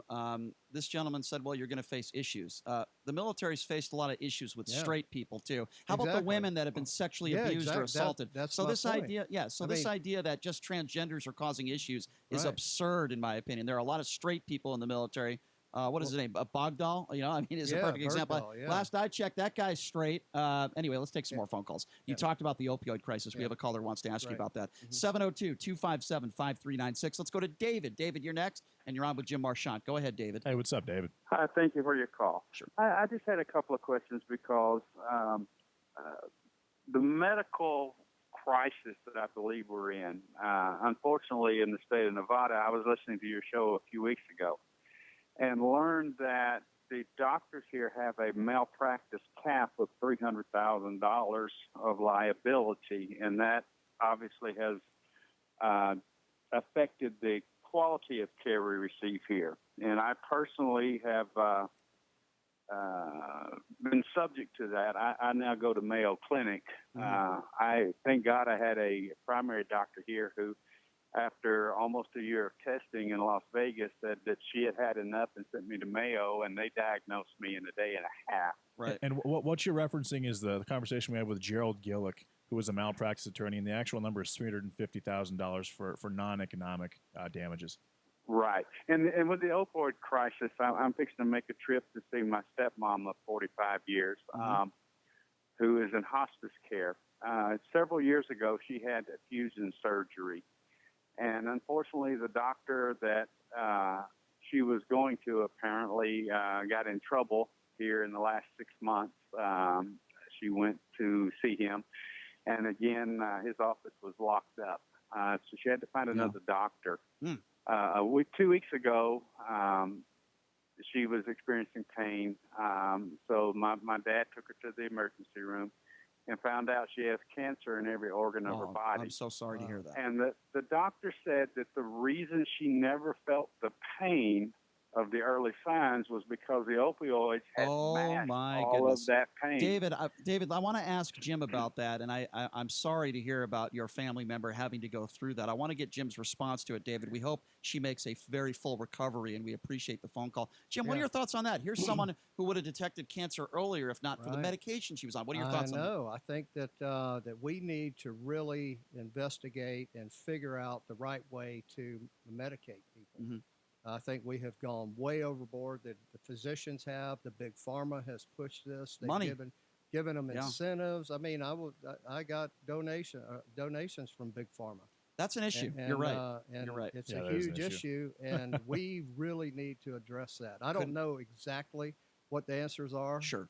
But it is an issue that we need to tackle. Republicans and Democrats. Just like the mental health. No question. And the opioids, they all kind of go together, and that's something that we have to tackle. And especially when mental health and opioids, and this particular David's mother was, she was older, but a lot of younger people are getting opioids at a very young age, and their brains are still developing, and couple that with mental health and weapons, and that's how those poor situations happen. Recipe for disaster. Jim Marchant running in District 4. I want to try to get to as many phone calls as I can at 702-257-5396. Let's go to Dave. He had a question about homosexuality, some comments you had made earlier. Dave, thanks for joining the show. What's on your mind? Hey, what's up, Dave?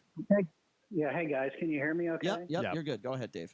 Okay. Well, yeah, my perspective on this is if we think of ourselves and how did we determine our preference from a sexual standpoint? I think the answer is right in your face, and that's that it is not a choice. Mother Nature makes the choice. When I think of myself, I knew at 4 or 5 I was attracted to little girls. Didn't know anything about it, didn't understand it, but that's the way it was. And so I think,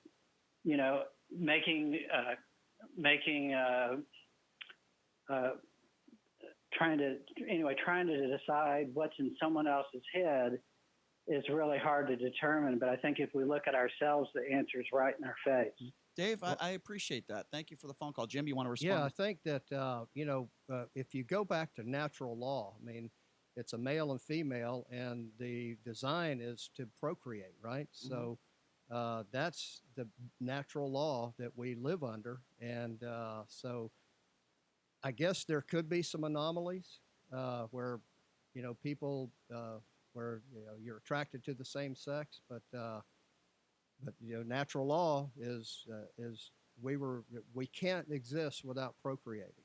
Yeah, and it is possible to procreate if you are gay, though. If you are a woman, a lesbian, you can be artificially inseminated. If you're a man, you can do the same thing to a woman. But again, the word there is artificial, and he's saying natural, which is true. All of us here, because it's still possible. A woman and a man procreated and created all of us. Do you have a problem with 2 men raising a child or 2 women raising a child?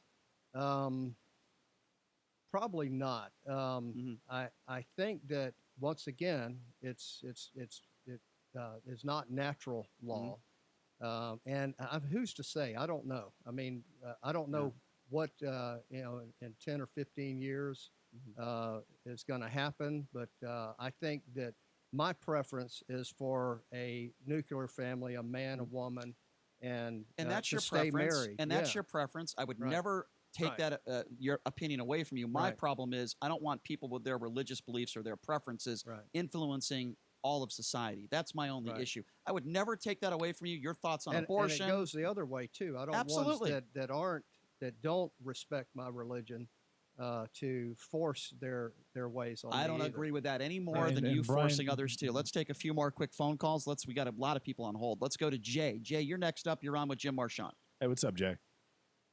Good morning, gentlemen, and thanks for taking the call.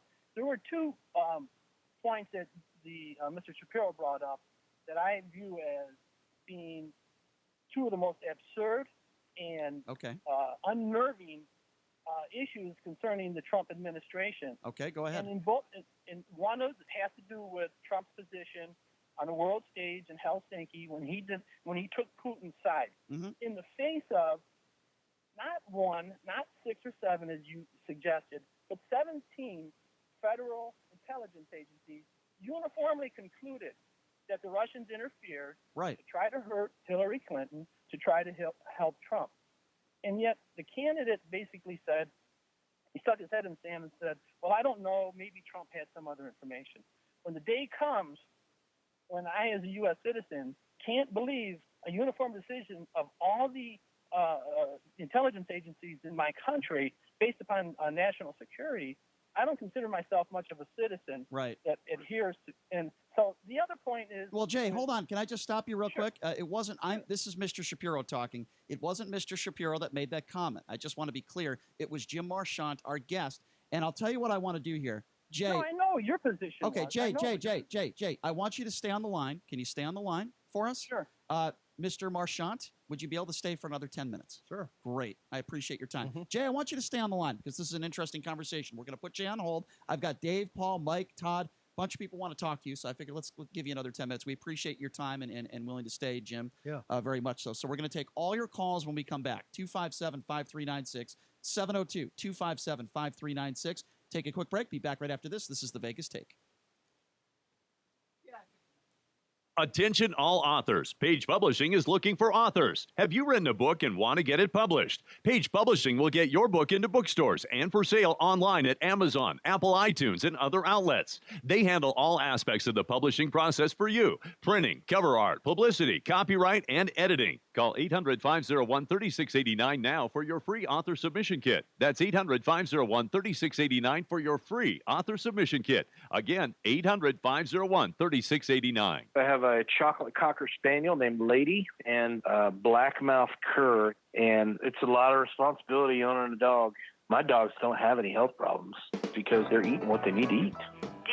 DINOVITE.com. Dinovite is like pouring a multivitamin right onto their food. We'll be scooping our Dinovite, then squirting the liquor chops in the fish oil. They start salivating.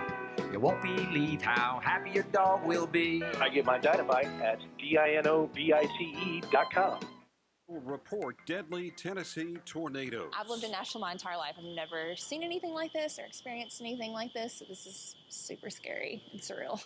Rachel Hubbard survived the tornadoes that killed at least 22 early today in the Nashville area. When we went back up to our room just for a second to grab some stuff, it stepped out on the balcony just a little bit, and even the balcony felt like it had been sinking down a little, and it just looks like, honestly, carnage, like as far as you can see. President Trump. We send our love and our prayers of the nation to every family that was affected, and we will get there, and we will recover, and we will rebuild, and we will help them.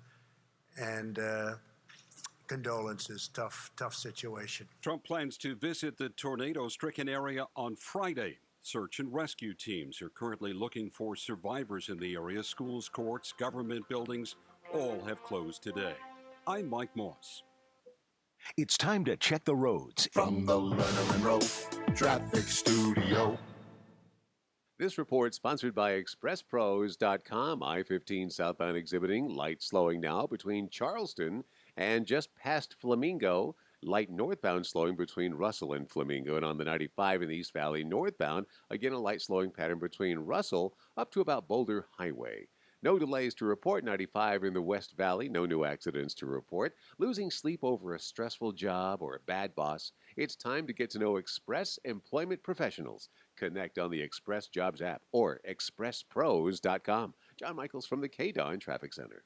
Enough with the fees already. Bad check fees, credit card fees, late rent fees, and those huge payday loan fees. We can help and safely lend you up to $5,000 in minutes to cover your payments and avoid those fees.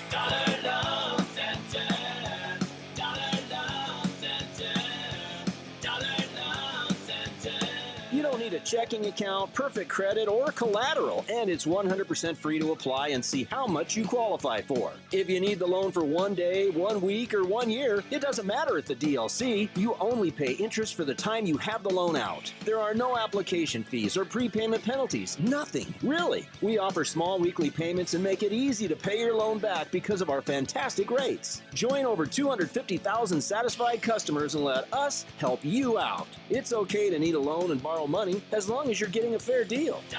Licensed by the Nevada Financial Institutions Division. Customer must meet the normal loan qualifications. To review loan qualifications, visit us at don'tbebroke.com. Certain limitations may apply. Loans are subject to approval. A Home for Spot Animal Rescue says don't shop, adopt. Bring the whole family, along with any dogs you might already have, to their weekly adoption events at PetSmart, 2140 North Rainbow in Lake Mead. Saturdays from 10 to 3 and Sundays from 11 to 3. You can find your new furry friend who's looking for their forever home. Also go to ahomeforspot.com for pictures and descriptions of all the latest dogs looking for a new friend. For more information, go to ahomeforspot.com. That's spot.com.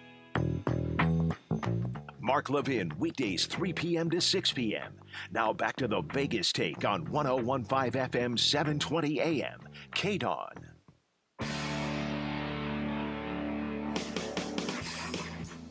All right, welcome back. It is the Vegas Take, Sharp and Shapiro. Glad you could join us on a Tuesday. Our very special guest is Jim Marchant.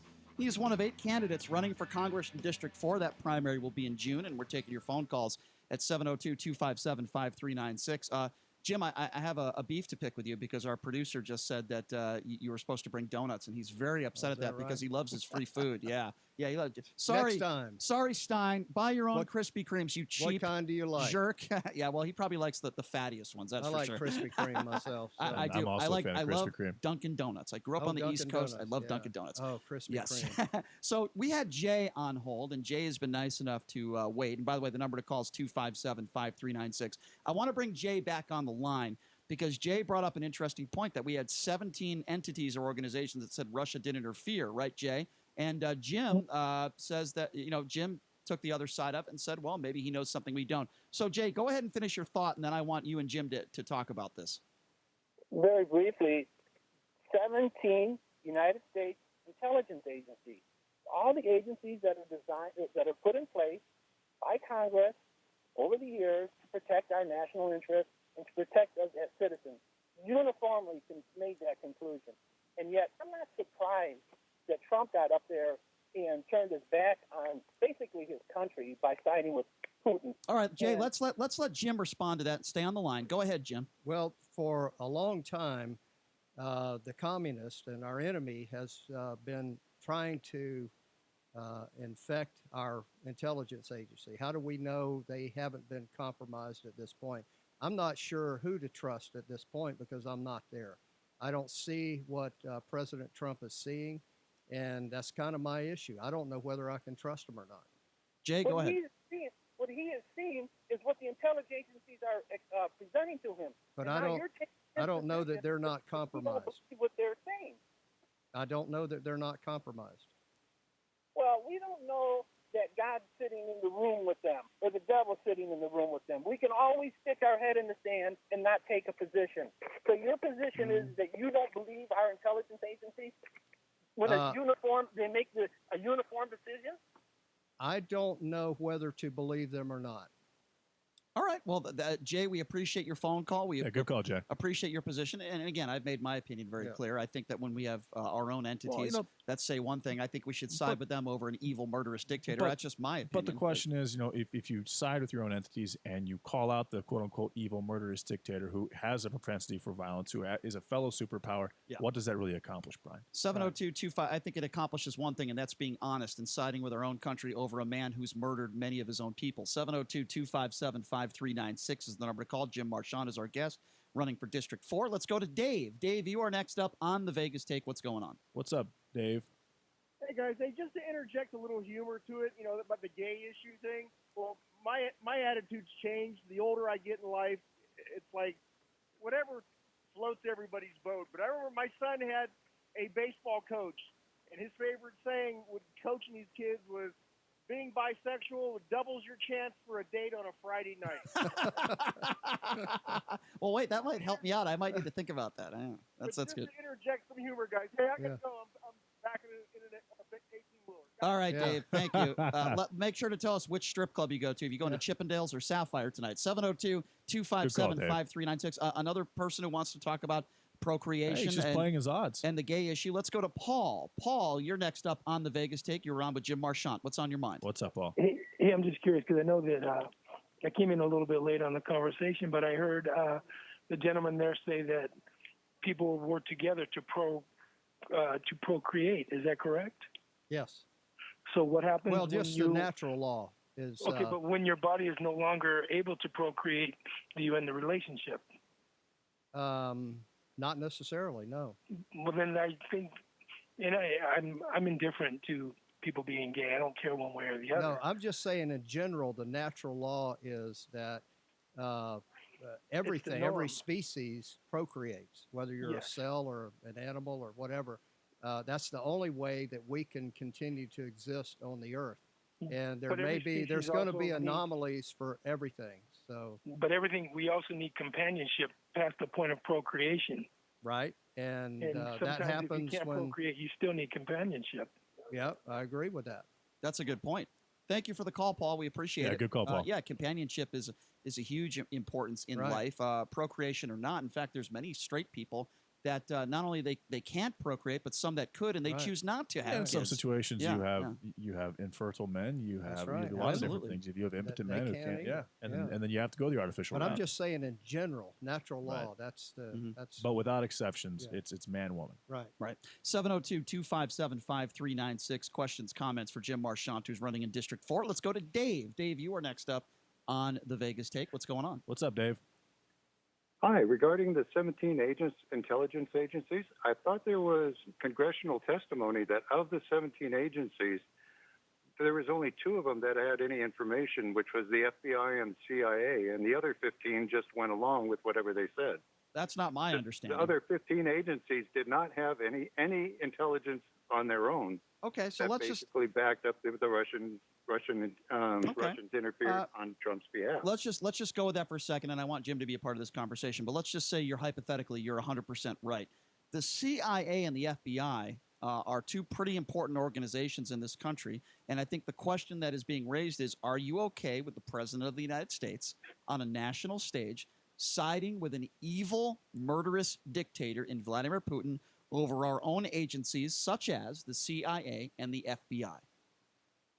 Well, when the CIA and the FBI set up a program called Crossfire Hurricane, where they were trying to investigate Russian interference, and they specifically lied to the FISA court, they specifically lied to Trump, so they lied to the American people. So when you have the CIA and the FBI committing lies to the president, I can understand why the president would not trust them. Okay, so that's my point. I don't know who to trust at this point. Okay, well, again, I'll go what I said earlier. It doesn't change. When it comes to an evil, murderous dictator in Vladimir Putin or the FBI or the CIA, I'm going to take our own intelligence over Russian intelligence and Vladimir Putin. That's just me. Now, if you disagree with me and you want to side with evil, murderous dictators around the world, that's fine. Intelligence agencies are lying to you. You would still trust first of all, that you know are lying. Well, first of all, people lie, and I'm not going to sit here and say that the CIA, people within the CIA have never lied. I'm not going to say people within the FBI have never lied. That's their business. I'm not going to. Well, I don't know if that's their business. I'd like to think that their business number 1 priority is protecting our country, but to think that secrecy, espionage is definitely their business. But I'm not going to take I'm not going to take the opinion that Dave and Jim take, in that in this specific case a couple of years ago, the CIA or the FBI might have lied when it came to this. So I'm okay with the president siding with Russia and Vladimir Putin over the FBI and the CIA. I think that's ridiculous. That's just my opinion. I will push back on this. Russia admitted to having about 100,000 accounts on Facebook. Right. I think they spent about $100,000 on ads too, but which is still some type of minor interference. But it was blown well out of proportion. So you can't say there was interference. There definitely was, and Russia admitted to it, but it wasn't to the extent that the left-wing media was trying to portray it as. Right, to help Donald Trump. We all know that China and Russia and everybody hacks computers and hacks technology. So I guarantee you there was that going on too. It's possible, Dave. I appreciate the phone call again. Good call, Dave. 702-257-5396. There are some people on the right that think that Ukraine interfered in our elections. There are some people that have come up with that, and there is no evidence to support that. Do you believe that Ukraine interfered in our elections? I don't know. I'm not privy to the intelligence, and even if I was, can I trust it at this point? So I don't know. What did you make of the impeachment process? What did you make of some of your fellow Republicans that actually said that they believed that Trump was guilty, but yet they decided to vote not guilty? Do you think he did withhold aid for personal gain? And what are your thoughts on that whole situation and that phone call? No, the transcript's pretty clear. I don't think he did. So is it your opinion that when Donald Trump in that phone call brought up Joe Biden, who probably eventually is going to be the front runner running up against him, you believe 100% of the reason why Donald Trump brought that up was for only corruption and no other reason? That's the only reason why he brought up Joe Biden. I don't know what was in his mind once again, but I suspect, you read the transcript. It's pretty clear that do us a favor. It wasn't the pro quo. We're going to withhold the aid. So, yeah. Were you a John Bolton? I mean, were you a supporter of John Bolton? Not really. Okay. Because the reason why, why I bring that up, because apparently Bolton's in his book, in one of the chapters, is going to be speaking to which... The book that no one's seen, the potential, that's not true. The first copy manuscript that may be coming out. Not true that nobody's seen it. That's why some of the excerpts of his book have been leaked. But I asked you, does it bother you if John Bolton in his book says that there was a quid pro quo? Would that bother you at all? Or would you say Bolton's lying? I'm not a Bolton fan. But if he writes that, I know you're not a fan. I would say I probably, once again, I'm not there. I don't know what to believe, but I tend to not believe that. So what would you say to Representative Alexander and others in the Republican Party that were in that room that did say, they made statements that, the proof is in the pudding, he did withhold aid for personal gain. They just don't think it's an impeachable offense. What would you say to them, your fellow Republicans? I think some people, even in the Republican Party, have other agendas. You think that's why Mitt Romney voted? Well, hold on. Okay, so have other agendas that and take their personal issues with Trump and will do anything to harm him. But didn't Mitt Romney? Some say that he committed career suicide. Why would he do that? Now he went up there and he was emotional. I don't know. That's a good question. Well, he's emotional, right? I think he was being sincere. I like Mitt Romney. He said he voted his conscience. And I voted for him, when he ran. Well, I think he's a decent man. I think we both agree. So what would be his reasoning? Can it just be possible that he was voting his conscience and he's telling the truth? Could be. Yeah. Could be. Because a lot of Republicans are going after him. You understand. So Jim, you are a capitalist. Bernie Sanders won the Nevada caucus. One, were you surprised by that? And two, no. Do you think that Bernie Sanders will win the Democratic nomination or will it be Joe Biden? Oh gosh. We're seeing the dividing lines set up now. You've got the moderates and I think the establishment Democrats want Biden, and then you've got a lot of Bernie bros out there that that just are, I don't know what's going to happen. I mean, we've heard them on video say they're going to burn the place down if it's stolen from him again. So I don't know, but it's going to be interesting to watch. Well, and it kind of looks like that might be the case. Klobuchar just endorsed Biden. Right. Buttigieg just endorsed Biden. And they're all lining up. Which is a bit surprising. The establishment Democrats, they're scared to death of Bernie, I believe. Yeah, and I think that, he definitely, 2 weeks ago, he said, hey, Republicans aren't going to stop me and Democrats aren't going to stop me, meaning he identifies as a socialist, which, just totally different from you being a capitalist, myself being a capitalist. And I don't think that these Bernie supporters are going to come out and vote for Biden if that takes place. And I think Trump just completely destroys Biden under those circumstances. Yeah, I kind of agree. I actually kind of like if Bernie was the nominee on the Democrat side, I don't really mind that because then we get to really discuss the capitalist versus socialist communist issue and get it out there. I think a lot of people don't really know what socialism is or what communism is, and we need to educate them, and I'm okay with that. I think a lot of young people, millennials in particular, don't really know what they're voting for. Free market capitalism is not taught in our schools anymore. Economics is not taught, and it's just we're seeing the result of that right now. And I think we need to get back to that. Education's a huge issue with me.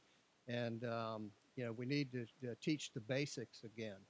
And so I'm all for that. He is Jim Marchant. He's running in District 4 for Congress, one of 8 candidates. The primary is in June. Let's take some more phone calls at 257-5396. Let's go to Stephen. Stephen, you are next up on the Vegas Take. You're on with Jim. What's on your mind? Yeah, good morning. What's up, Stephen? Jim, Brian, and JD. Yes, sir. I was wondering if you may not have thought about it, and perhaps maybe you can respond in the days ahead. I've listened to you on other radio talk stations. You seem like a square shooter, maybe close to Trump. If you could explain or advise Trump on how to get rid of the swamp in both parties, I think that's one of our biggest problems that we have in real government. Yeah. What would be one of your first steps, or what would you think about doing to get rid of the swamp? Well, I think you have so many lobbyists and special interest groups up there. I don't know if it's possible. We have gotten to this point after many, many, many years of special interest and, frankly, crony capitalism. And until we can figure out how to deal with that, and greed is a huge issue, I don't know if we can. But I would love to try, and I'm open for suggestions, definitely. Anything else for him, Stephen? All right. Thank you, Stephen. Appreciate the phone Good call, Stephen. 702-257-5396. Let's sneak in one more call. Let's go to Brady. Brady, you're next up on the Vegas Take. Hey, what's up, Brady?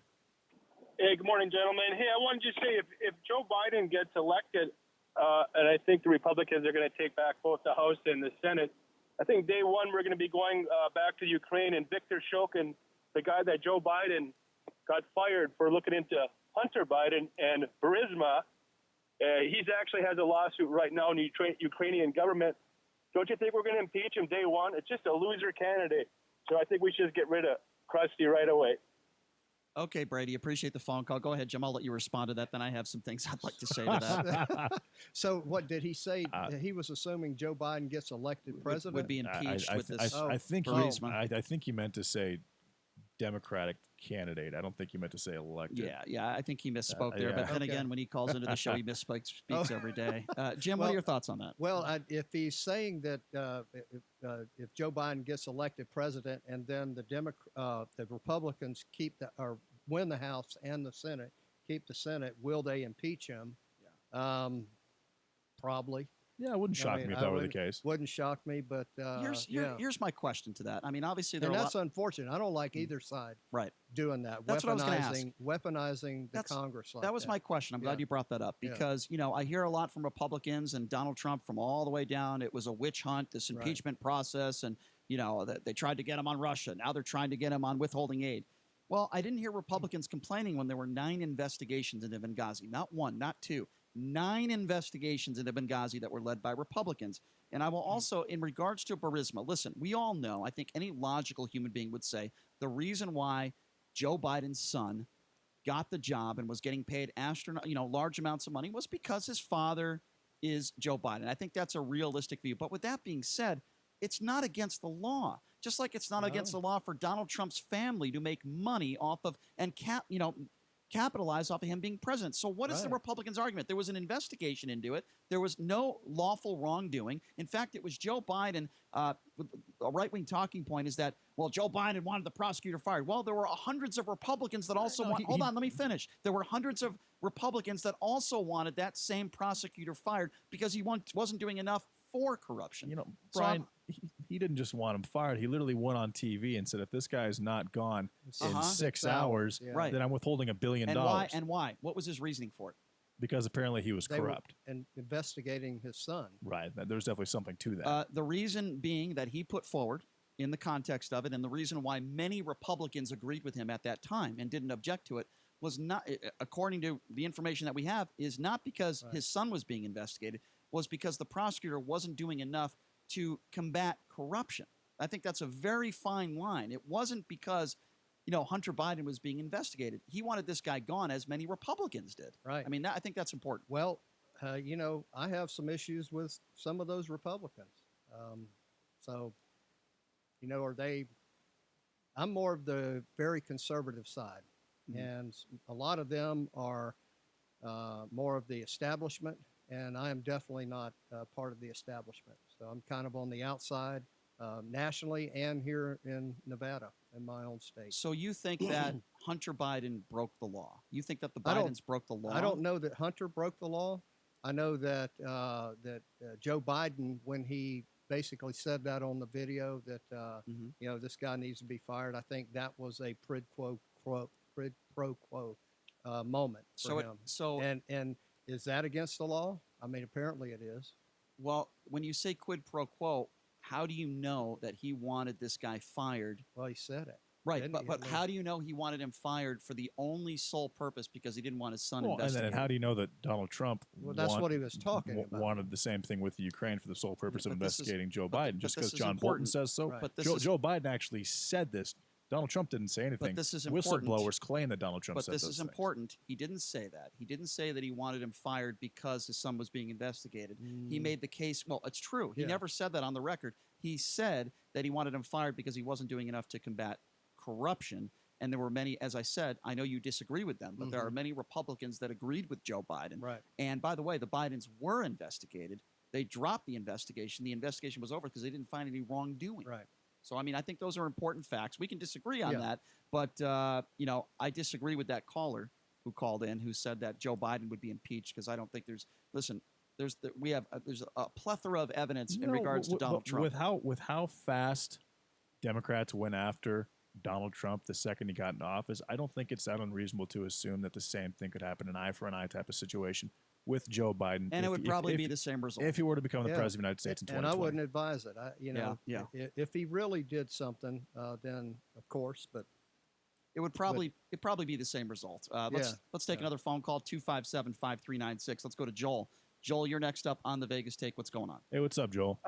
Good morning, guys. Mr. Marchant, 2 years ago, you were on the radio and told people that they need to vote for you instead of Democrats because Democrats are evil. Do you still believe that Democrats are evil? Some of them are, I believe, yes. Which ones? Which ones? That you were running against evil. And why?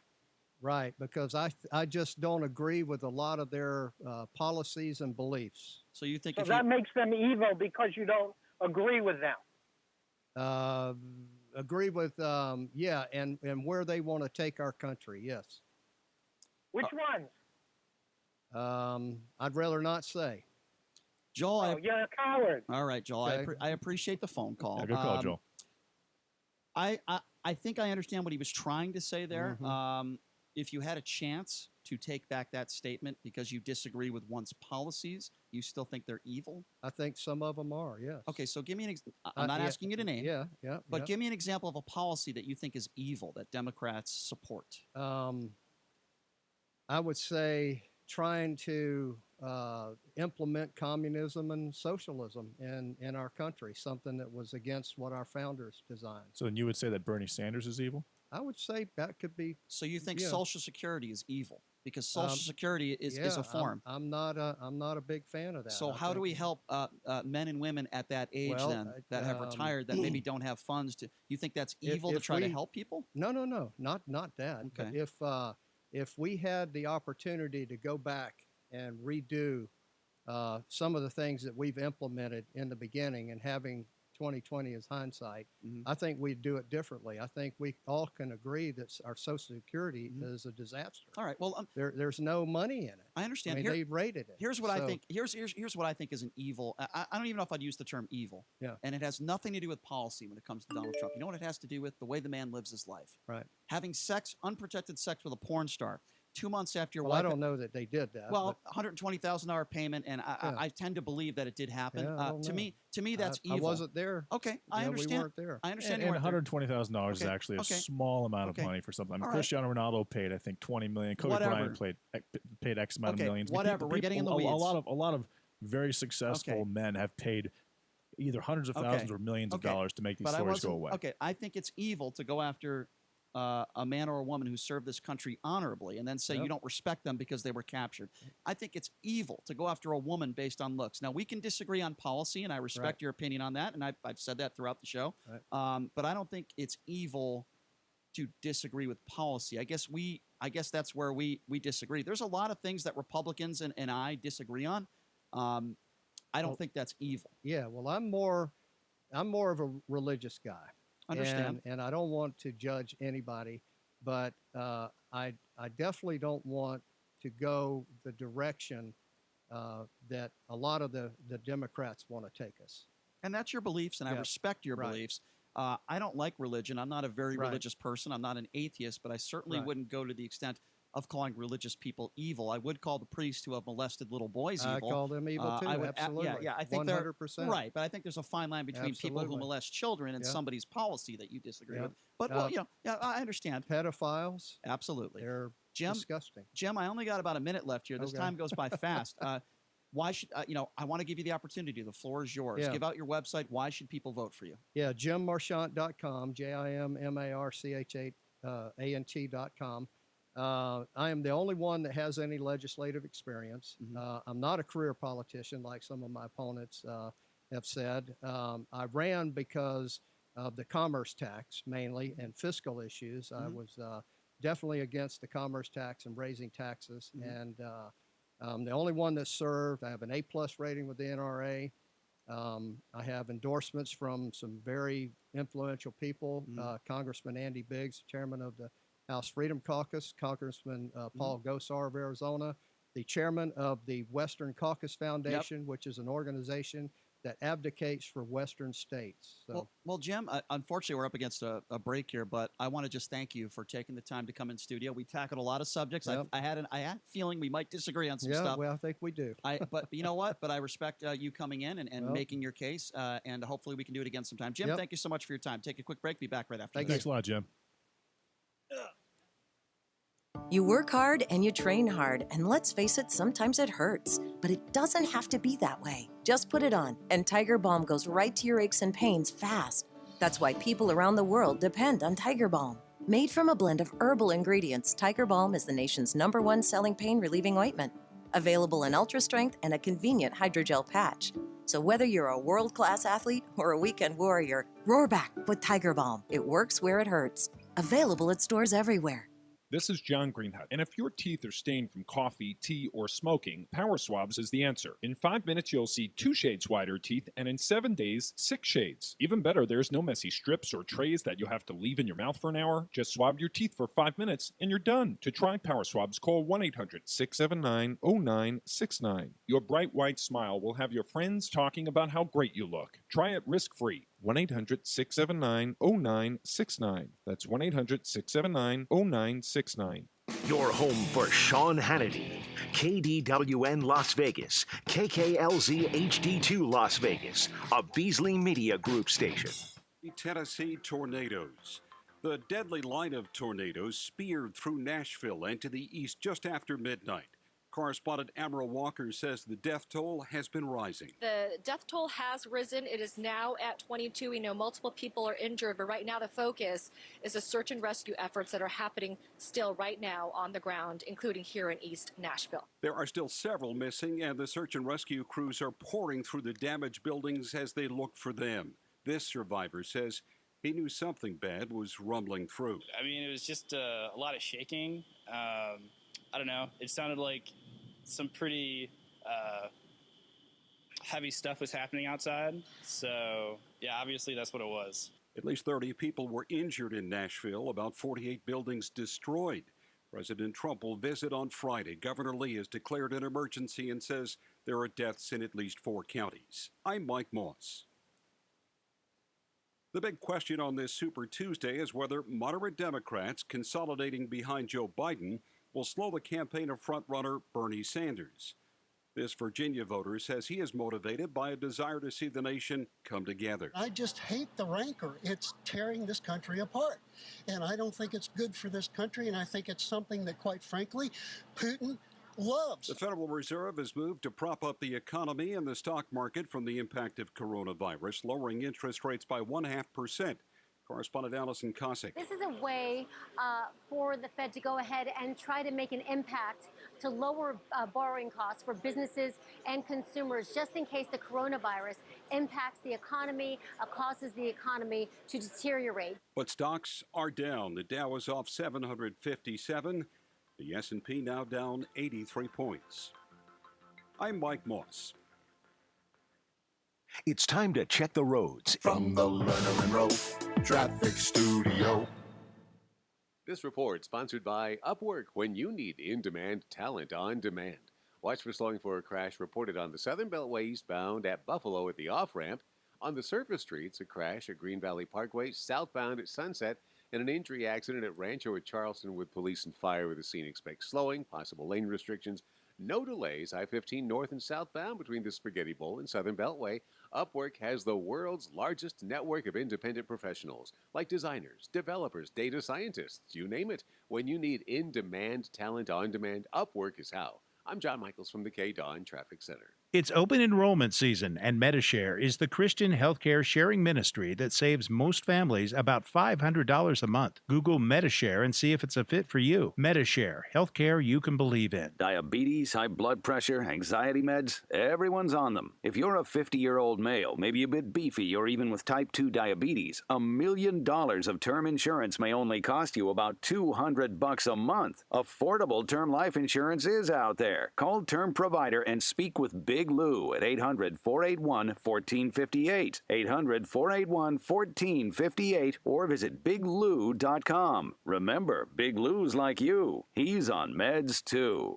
Hi, this is Harvey Blankfeld, host of Las Vegas Real Estate Now. We are saying farewell to Tuesdays at 9 a.m. and moving to Saturdays at 11 a.m. Please do tune in every Saturday at 11 a.m. and learn about real estate right here on the new 101.5 FM, 720 AM K-Dawn, the talk of Las Vegas. Are you tired of strained relationships, the shame of overindulging, and downward spirals? But quitting drinking completely just isn't for you? Sound familiar? Meet LifeBack, a physician-approved, completely private, personalized plan for treating problem drinking without having to quit completely. Using a combination of medication proven in clinical studies to reduce the urge to overdrink in 92% of people and in-app coaching and support tools, LifeBack gradually gets you to a place where drinking can be a part of your life without being a problem in it. The best part? Every aspect of your LifeBack plan is managed on our mobile app from the privacy of your phone, and medication is delivered discreetly to your doorstep without the need for in-person doctor appointments. If you're ready for sharper focus, stronger relationships, better health, and saved money while still enjoying moderate drinking, you're ready for LifeBack. Visit lifebac.com to start the LifeBack program today. lifebac.com. This is Harry Jacobs from Credit Restoration of Nevada, inviting you to join me for the Credit Show, Saturday mornings between 9 and 10, here on the new 101.5 FM and 720 AM, K-Dawn. Mark Levin, weekdays 3 p.m. to 6 p.m. Now back to the Vegas Take on 101.5 FM, 720 AM, K-Dawn. The opinions of the hosts on KDWN are their own and do not necessarily reflect the views of this station, its management, or Beasley Media Group. Right now, the day's biggest news stories from a Vegas perspective. This is the Vegas Take with Sharp and Shapiro.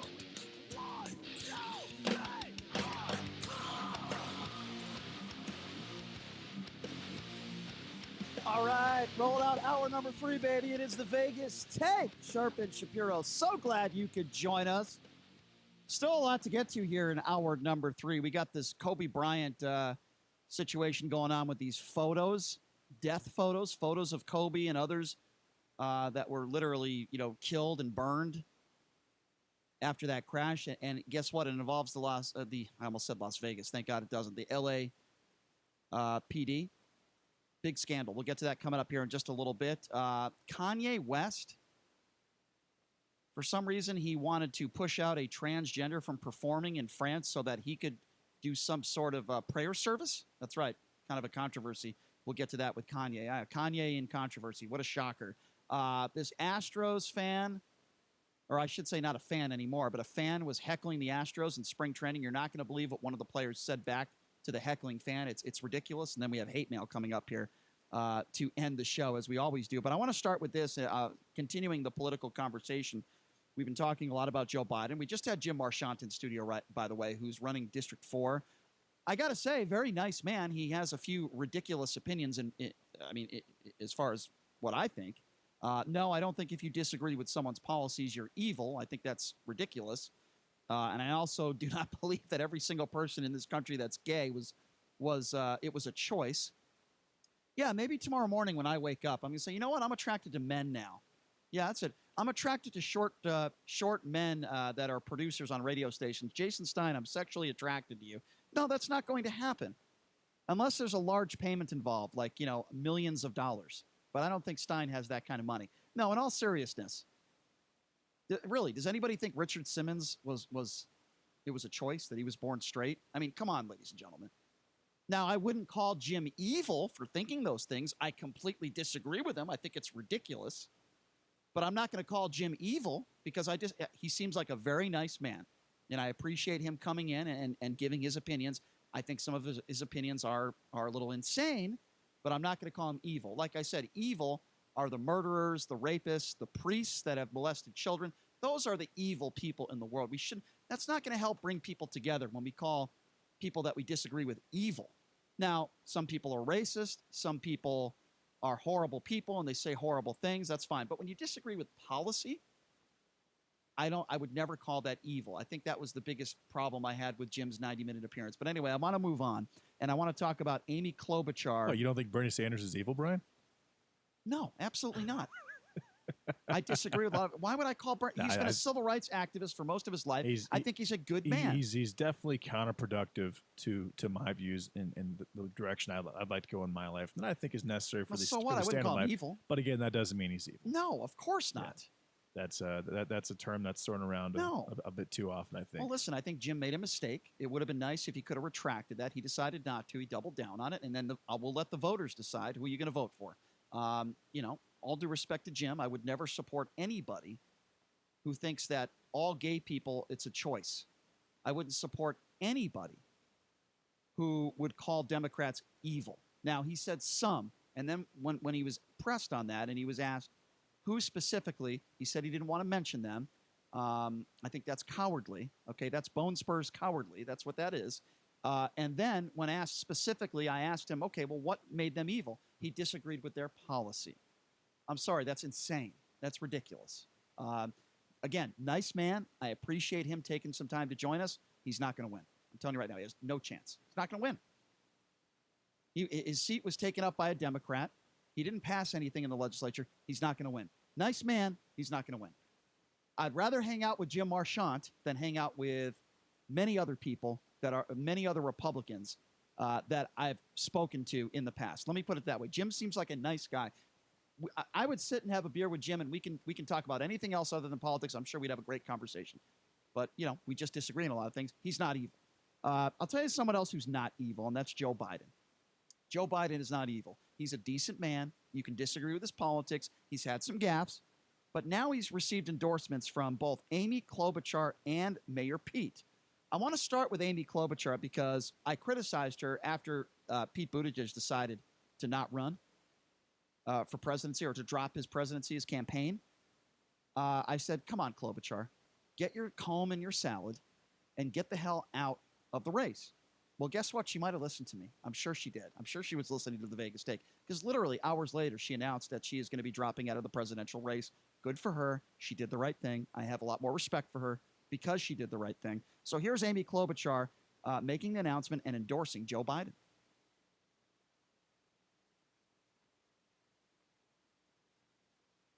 Do we have that cut? We need Texans. We need to unite our party and our country. And to do it, not just with our words, but with our actions. It is up to us, all of us, to put our country back together, to heal this country, and then to build something even greater. I believe we can do this together.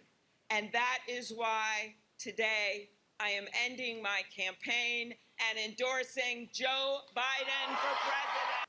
All right, there you go. She's endorsing Joe Biden. By the way, there was no chance she was going to endorse Bernie Sanders. That just was never going to happen. By the way, same thing with Pete Buttigieg. He made the announcement as well. And by the way, Joe Biden said something very interesting about Mayor Pete between the two of them, which I think is very important to note. And that is with all the debates they've had and all the interviews they've done, they've never said anything, personal or negative about one another. I respect that. I like that. I like that about Mayor Pete. I like that about Joe Biden. So here is Mayor Pete endorsing the vice president. Here it goes. When I ran for president, we made it clear that the whole idea was about rallying the country together to defeat Donald Trump and to win the era for the values that we share. And that was always a goal that was much bigger than me becoming president. And it is in the name of that very same goal that I'm delighted to endorse and support Joe Biden for president. So there you go. And I think this is a big help to Joe Biden. Man, Here's why. well, he is so well spoken. So more important, JD, than the endorsement is the fact that I personally believe those who support Pete Buttigieg and Amy Klobuchar will not support Bernie Sanders, right? Because why? I'll tell you why. Because Buttigieg and Klobuchar are more moderates. They're in the middle. Of course. And Joe Biden is more of a moderate than Bernie Sanders is. That's why. And Klobuchar and Buttigieg are relatively young for for politics, and they don't want to scud missile their career by supporting a socialist like Bernie Sanders. And Joe Biden is actually very smart by not mudslinging and attacking Buttigieg and attacking He Klobuchar. never did. He went after Sanders. And doing that, He went after Bloomberg. And doing that is very smart politically, because then where else are they going to go? And obviously, they don't have the money, they don't have the experience, they don't have the background to make it any further in this race. So who else are they going to endorse? Well, listen, So that was a very tactful move by him, not choosing not to mudsling kind of the smaller men and women in the race like Buttigieg and Amy Klobuchar. Listen, I have no doubt that, and Joe Biden said this himself, that Buttigieg has a wonderful career ahead of him. He definitely does. A great future in politics. Really smart, eloquent guy. I don't know who Joe Biden's going to pick as his vice president. I don't think it's going to be Amy Klobuchar. I don't think it's going to be Pete Buttigieg. It could be a Kamala Harris. It could be a minority. I don't know. But there's no question that Buttigieg helped himself. I'll tell you, man, it could be, and we've had him on the show. It could be John Kasich. Okay, I could actually see that taking place with how over the top left Bernie Sanders is. Yeah. Well, I don't know. And trying to kind of get part of that Republican vote, I could see him doing a cross-party. It's possible. Ticket. But here's what I do know, and that is Pete Buttigieg helped himself a great deal the last several months. He showed the world what he's capable of. He's a really smart guy, capable guy. And like I said, he's got a great future in politics. Amy Klobuchar, now we know who she is. I'll be honest with you, I had no idea who she was a year ago. I certainly know who she is now. Not a big supporter of hers. I'm just not. Not a big supporter of the way she eats salad with a comb either. But Pete Buttigieg, good dude and great future. And it is my personal opinion now. And I thought it was actually my opinion when this race started. And then I saw Biden in his first debate, and I said, oh boy, he might be in a lot of trouble. But I'm going to go back to my roots and what I said earlier. And that is, I think it will be Donald Trump versus Joe Biden. I think Joe Biden is the front runner, even though the polls suggest that Bernie Sanders is leading. I don't think he's going to be the candidate. I just don't. I think it's going to be Joe Biden. I think who they both pick as their vice president could make a big difference, but we'll have to wait and see how this goes. All right, we're going to take a quick break, and when we come back, it is horrible what the Kobe Bryant family is having to go through even now. And believe it or not, it doesn't have anything to do with having to bury their loved ones. It has to do with something that the LAPD did that is way over the top and unprofessional. We'll explain exactly what that is coming up next. You're listening to The Vegas Take right here on the all-new 101.5 FM, 720 AM, KDAWN. My name is Sam Murjovsky. I'm Ashley Watkins, the Ash of Sam and Ash. Sam and Ash, your personal injury attorneys. Find them at samandash.com. What's most important to me and to Ashley is managing the kind of practice that puts the client's case first. You're helping them get through something that they never anticipated happening to them. Find out more at samandash.com or call 702-820-1234. Sam and Ash, because you deserve what's right. You need an attorney that's focused on helping you get to the end that you deserve. Diabetes, high blood pressure, anxiety meds, everyone's on them. If you're a 50-year-old male, maybe a bit beefy, or even with type 2 diabetes, $1 million of term insurance may only cost you about $200 a month. Affordable term life insurance is out there. Call Term Provider and speak with Big Lou at 800-481-1458. 800-481-1458 or visit biglou.com. Remember, Big Lou's like you. He's on meds too.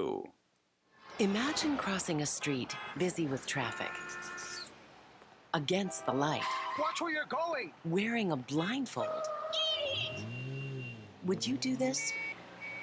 Probably not. It's one risk obviously not worth taking. Some risks aren't as obvious, yet could be just as deadly, like the risk for type 2 diabetes. If you're overweight or over 45, if you're not very active, or don't eat as healthy as you should, there's an easy test you can take to find out your risk. It's free, and in less than a minute, you'll know if you're at risk for this deadly disease. Just go to diabetes.org/take-the-test or call 1-800-DIABETES.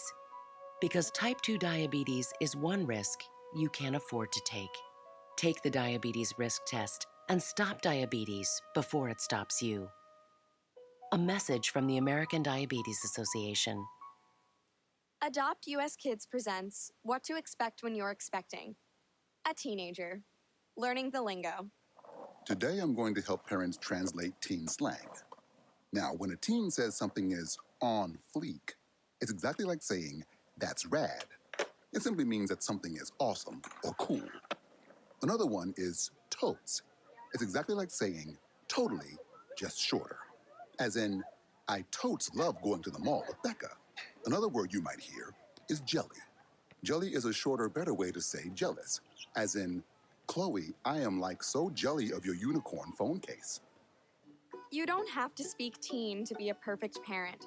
Thousands of teens in foster care will think you're, rad just the same.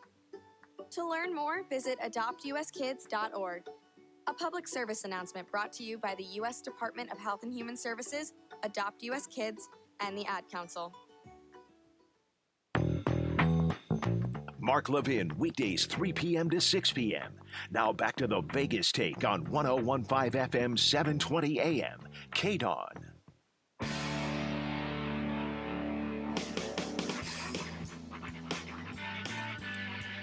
All right, welcome back.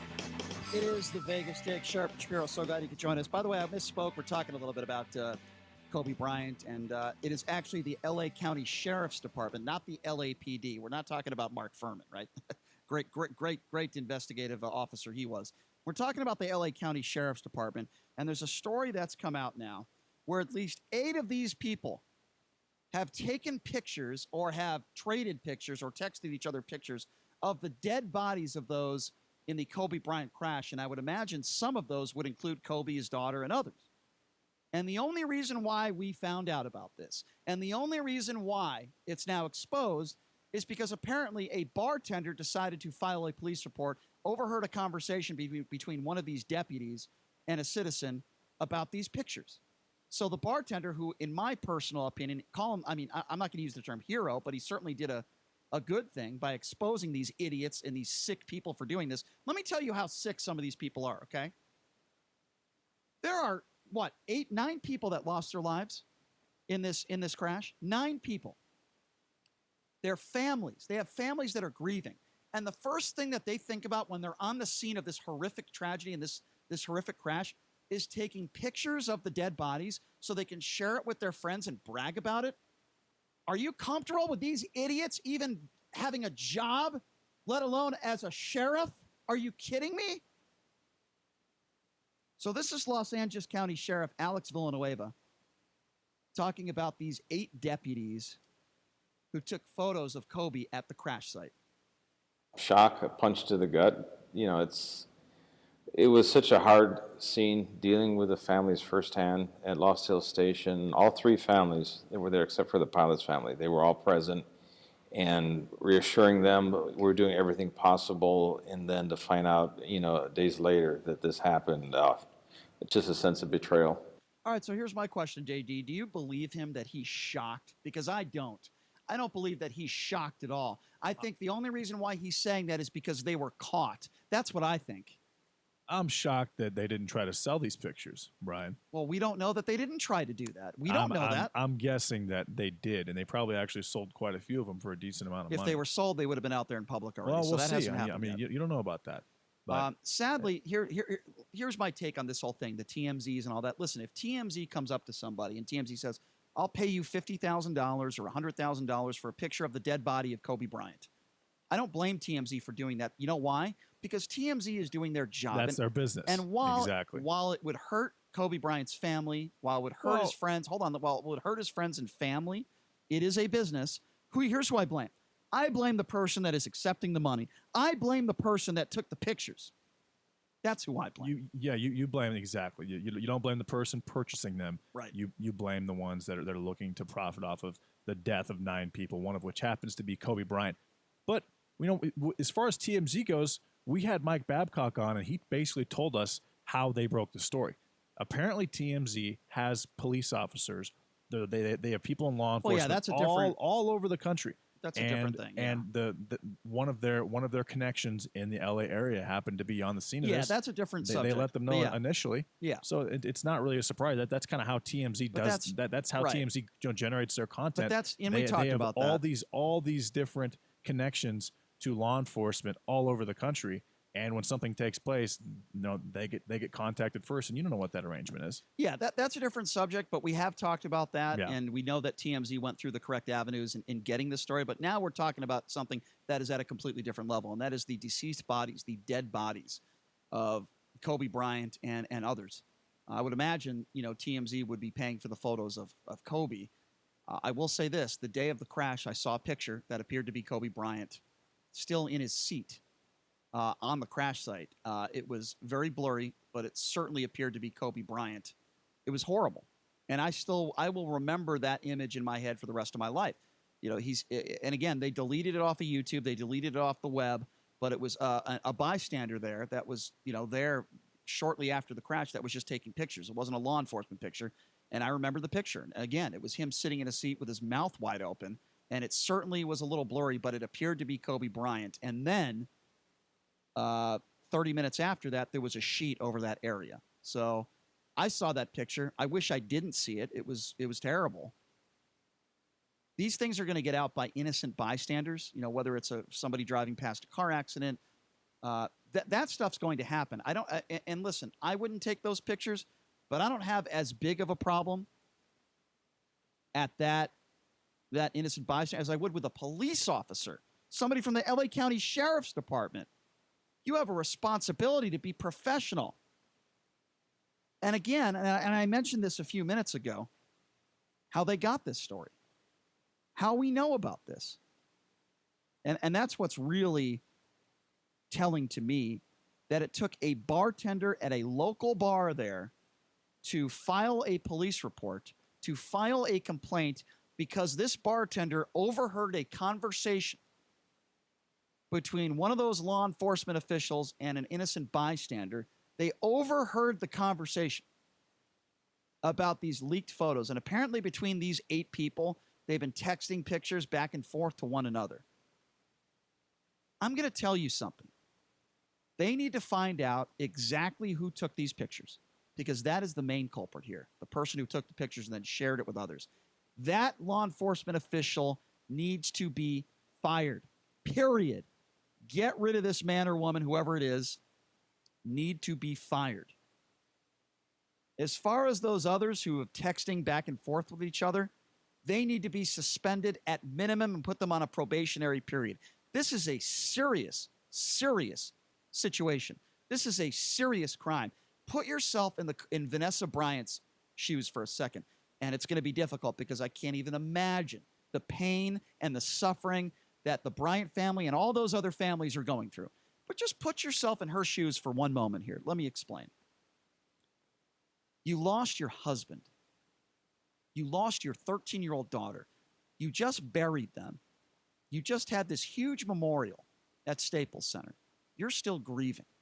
The pain has not gone away, and it may never go away.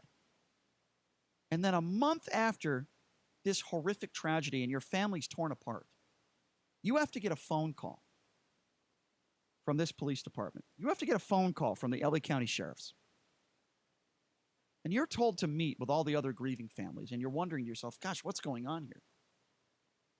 Is there a break in the case? What's going on? And you learn, while in the midst of all your grieving, you learn that there are 8 deputies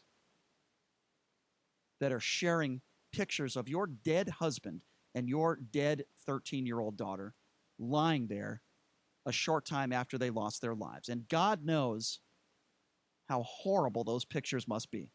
And I would imagine they are extremely graphic, disgusting, inappropriate. Use any word you like.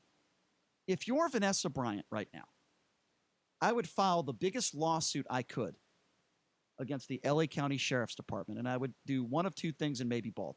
Get those bastards who did this, and I would spread that money along the lines of those other families that maybe need it, and I would also spread it to the Mamba Foundation and to helping others. And you know what? I bet Vanessa will do that because she seems to me to be a very strong, extremely intelligent, independent woman, and I believe she will do those things.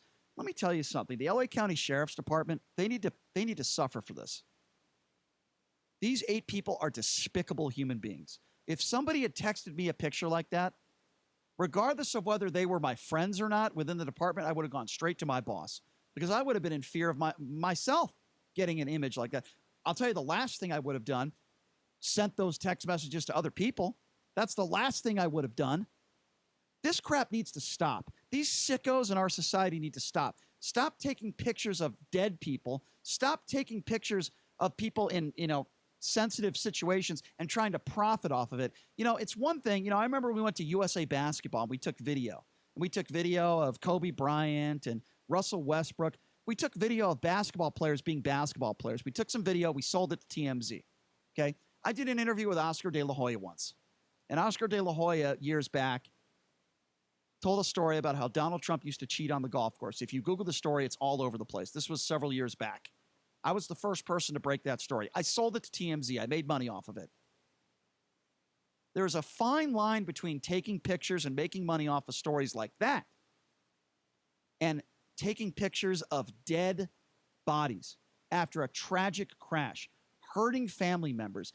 How does it not go through your mind that this is a father, a husband, a son, that you might be hurting people beyond belief, showing these pictures to others? It's beyond the realm of even me understanding how these idiots even got a job with the LA County Sheriff's Department. It's disgusting, and I don't believe this guy. I don't believe this LA County Sheriff, Alex Villanueva, when he said he was shocked. I don't believe him because I believe this stuff happens all the time. Maybe not to the magnitude of a Kobe Bryant, maybe not to the magnitude of a national story and an icon losing his life and his daughter, but this stuff happens all the time, and I'm sure they exchange pictures of horrible crash scenes and crime scenes all the time. Why do we not hear about it? Because it's not a celebrity like Kobe Bryant. That's exactly why. So I hope they do the right thing. I hope they get rid of these idiots that did this, and I hope this kind of nonsense never happens again because it's angering me just talking about it. My blood pressure is high. And I hope it doesn't happen again. We're going to take a quick break, and when we come back, we have some interesting audio to play for you, and it involves the Astros getting heckled at spring training game by a fan in Florida. You're not going to believe how one of those Astros players responded. We have the audio to play for it next. Coming up, this is the Vegas Take, 101.5 FM, 720 AM, KDAWN.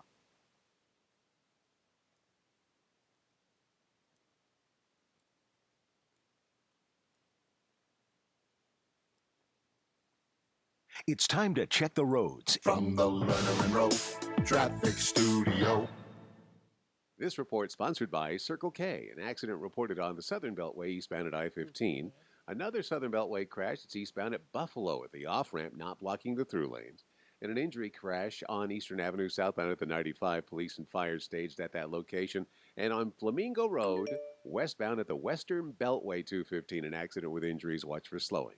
At Circle K, every cup of coffee is ground fresh, and that means for a mouth-watering split second, Circle K coffee is actually truly the freshest in the world. Starting at $1. I'm John Michaels from the KDAWN Traffic Center. I'm Jim Snyder. And I'm Marie Mortera. We want to thank you for making News 3 your #1 choice for news. Every weeknight at 11, you can count on us to have the big story of the day. Plus breaking news that matters to you. Jim Snyder and Marie Mortera. News 3 live at 11. President Trump has been exonerated, and now there's something every real American ought to have. Limited edition Trump 2020 American Eagle Silver Dollars. Celebrate Trump's historic victory with limited edition American Silver Eagles, specially priced from government.com. TrumpTopical.com. Just call 1-800-895-7664. Hold the weight of democracy in your hand with new, perfect, uncirculated condition Silver Eagle coins. These historic coins, signed into law by Reagan, have been America's money since 1986. To secure your new limited edition Trump 2020 American Eagle Silver Dollar coins, call 1-800-895-7664. Call now and we'll give you a free Trump 2020 Patriots Pack, including a Declaration of Independence commemorative and 5 Lincoln cents when you order. Call now to secure your silver dollar coins. Plus, get your free Trump 2020 Patriots Pack, valued at over $10, free with every order. 1-800-895-7664. That's 1-800-895-7664.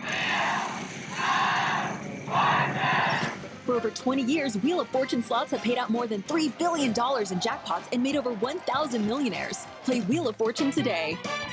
Wheel of Fortune is a registered trademark of Califon Production Incorporated. All rights reserved. Imagine crossing a street busy with traffic, against the light. Watch where you're going! Wearing a blindfold. Would you do this? Probably not. It's one risk obviously not worth taking. Some risks aren't as obvious, yet could be just as deadly, like the risk for type 2 diabetes. If you're overweight or over 45, if you're not very active, or don't eat as healthy as you should, there's an easy test you can take to find out your risk. It's free, and in less than a minute, you'll know if you're at risk for this deadly disease. Just go to diabetes.org/take-the-test or call 1-800-DIABETES. Because type 2 diabetes is one risk you can't afford to take. Take the diabetes risk test and stop diabetes before it stops you. A message from the American Diabetes Association. Mark Levin, weekdays 3 p.m. to 6 p.m. Now back to the Vegas Take on 101.5 FM, 720 AM, KDON.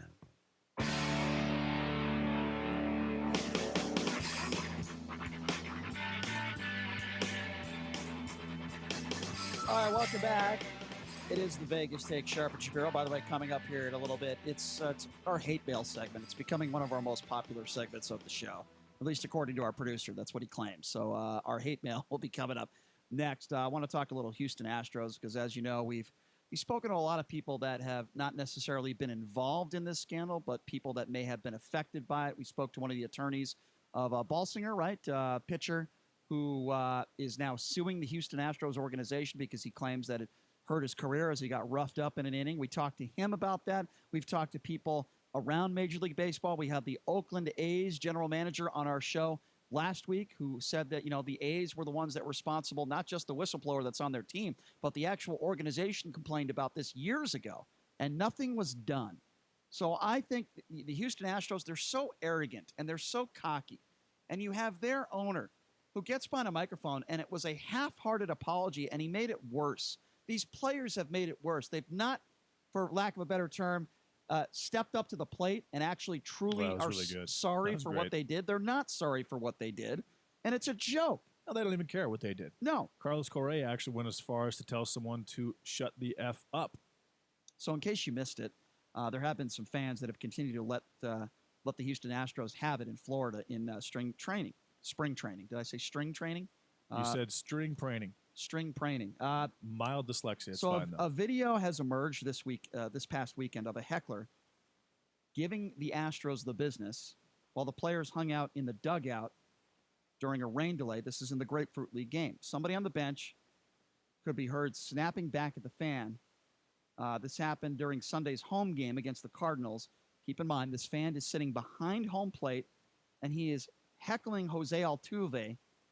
While he is in the on-deck circle, there's a fan yelling about how Altuve should give his MVP trophy back to Aaron Judge. That emerged some fans sitting around him. But I want you to listen to this first confrontation between a fan right behind the dugout and a player that we're still trying to figure out who it was in the dugout. Have a listen to this audio. Hey, you going to give the trophy back? You guys keeping the trophy or you going to give it back? As long as you keep paying. How about that? How about the rings? Are you paying to come going to keep the rings? You going to keep the rings or the MVP, or you going to give it back? Just keep paying. Come see us. I'll come to do this. Let me tell you something about this scumbag. And by the way, scumbag, I'm not talking about the fan. He's absolutely right. They should give back the trophy. Let's talk about this scumbag that was in the dugout, okay? This egotistical idiot who's obviously unapologetic. Let me tell you what something about being a professional. Keep your mouth shut and ignore the fans. Shut your mouth. You got this idiot in the dugout, and again, we don't know which player or manager. We don't know who it was. We're trying to figure that out. He says in this audio clip, keep paying to come to our games. What a piece of crap this guy is, whoever said this. What a piece of crap. See, this is exactly the kind of stuff I'm talking about. The players, the manager, they're not sorry. You think they're sorry for what they did? Here you have a fan who is, by the way, a legitimate heckler, if there is one. Are you going to give the trophy back? Now, yeah, in a sense, you're kind of trolling, but it's not like one of the players is going to say, yeah, we definitely plan on giving that trophy back. Of course not. Listen, the fan has the right to do that. It's called heckling. It's perfectly legal. He wasn't using obscenities and he wasn't swearing. Okay, if he was doing that, then I would not support it. He's saying, are you going to give the trophy back? By the way, it's a legitimate question. They should. They're not going to, but they should. If he said, are you going to give the effing trophy back, you'd have a problem with it? I'm not a supporter of any... I wouldn't have a problem with that. I'm not Doesn't change anything for me. I do have a problem with it. Here's why. And that's a different subject, but the reason I have a problem is because you should never be allowed to yell obscenities at a game because there are kids around. That's why. You shouldn't be allowed to throw the F word around and throw out vulgarities because then where's the line? I say that because there are kids around. Listen, if this was a strip club or a casino, gambling, nothing gets me more pissed off than if you lose a hand at the blackjack table or poker table or the craps table and you throw an F-bomb. You have one of the dealers looking at you, sir, please don't use the F word. I say, well, geez, I'm sorry. I forgot we were in church. That pisses me off.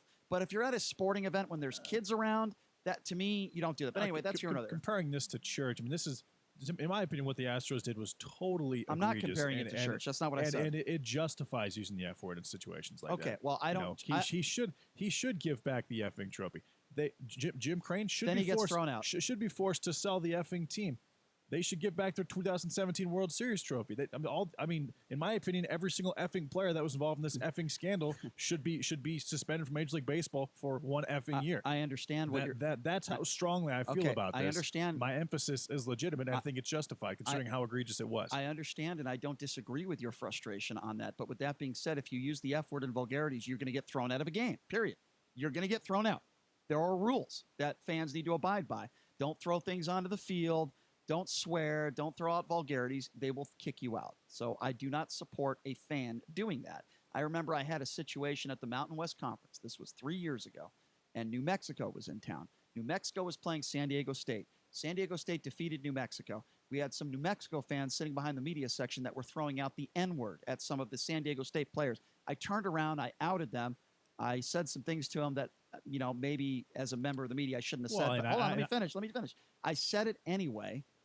And then security got involved, and they kicked those bastards out. Which those they racist should. bastards out. Yeah. And, racial slur like the N-word is so much worse than the F-word, in my personal opinion. It is worse. I agree with you. But the point I'm trying to make is that there are certain things you just can't do if you buy a ticket. They have the right to kick you out for swearing. I don't feel sorry for the Astros players, and if somebody swore at the players, I wouldn't feel bad for the players. Let me be very clear on that. But what about this guy in the dugout, a member of the Astros organization? Again, we don't know who it was. It's either a player or a manager who said, keep paying to come to see our games. He's antagonized. This is the type of a-hole that should be outed from baseball. A guy like that, an egomaniac piece of garbage like that, who responds in that way. You think that guy feels sorry? You think that guy in the Astros organization feels sorry for what the Astros did? Make no mistake about it, folks. Anyone who was involved in this cheating scandal and used it to their advantage is a scumbag, and they should be out of baseball forever as far as I'm concerned. Minimum 1 year suspension. The way Major League Baseball has handled this whole situation is an embarrassment, the same way how they handled the PED scandal until Jose Canseco decided to write a book, and that's what changed everything. It's a joke. Major League Baseball is a joke. You know, at least PEDs, that was good for ratings. Home runs, those towering home runs, players getting 40, 50 home runs a year, the Sammy Sosa, Mark McGwire era, the Barry Bonds getting 73 bombs and having a 1.3 slugging percentage. I mean, that was actually good for ratings. None of this is good for ratings. None of this is good for baseball. Were the PED kind of a black eye for baseball? Yeah, but you still have to have a decent amount of hand-eye coordination to be able to hit that ball out despite the fact that you're taking steroids. But you're literally stealing the signs from pitchers who throw junk.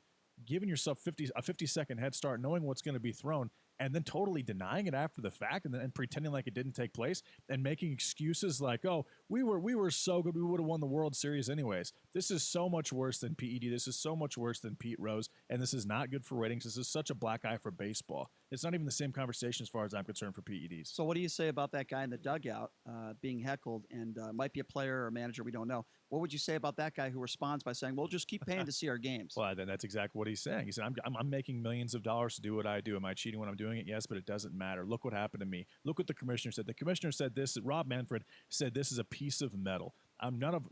All of us were probably, well, not all of us, but a large amount of us, most of us are all-stars. We were actively involved in this. We were actively cheating. Houston Astros starters, we were cheating, and nothing happened to us. So nothing is going to happen to us. So he's coming from a position of holier than thou and a position of FU. And honestly, he's justified in it because what has Major League Baseball done to punish these players who cheated? Nothing. Exactly. Nothing. Zero. And the answer is zero. And so what does that tell kids? What does that tell fans? It says it doesn't matter. What matters is we want to protect our game.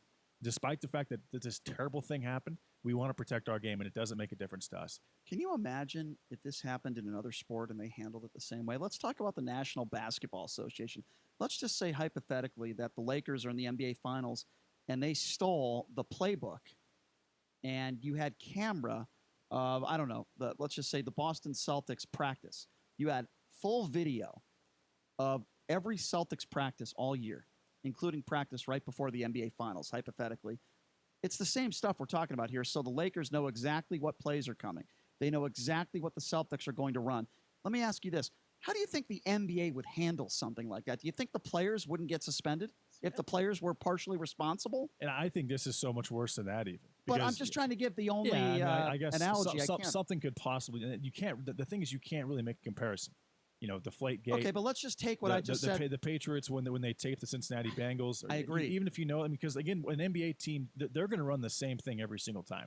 They have an offense. No, that's not true. Yeah, their offense is not going to deviate It's much. not true. Their defense isn't going to deviate much. They're going to play to their strengths. If with baseball, if you literally give someone a minute head start every single pitch, and this pitcher can't throw fast, and this pitcher relies on accuracy and throwing curveballs and throwing junk and the element of surprise, and that is totally taken away. I get it. And then the batter is a world-class athlete with outstanding hand-eye coordination, who is also probably 6 foot 190 pounds and can hit the ball 400 feet on a consistent basis. It's not even close. Listen, I get what you're saying.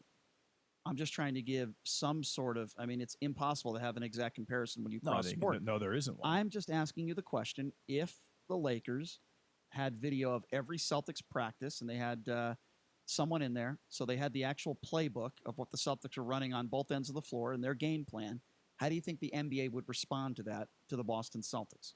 As an example. I have an answer if you want to hear mine. Well, the NBA it's more of a players' league, I think.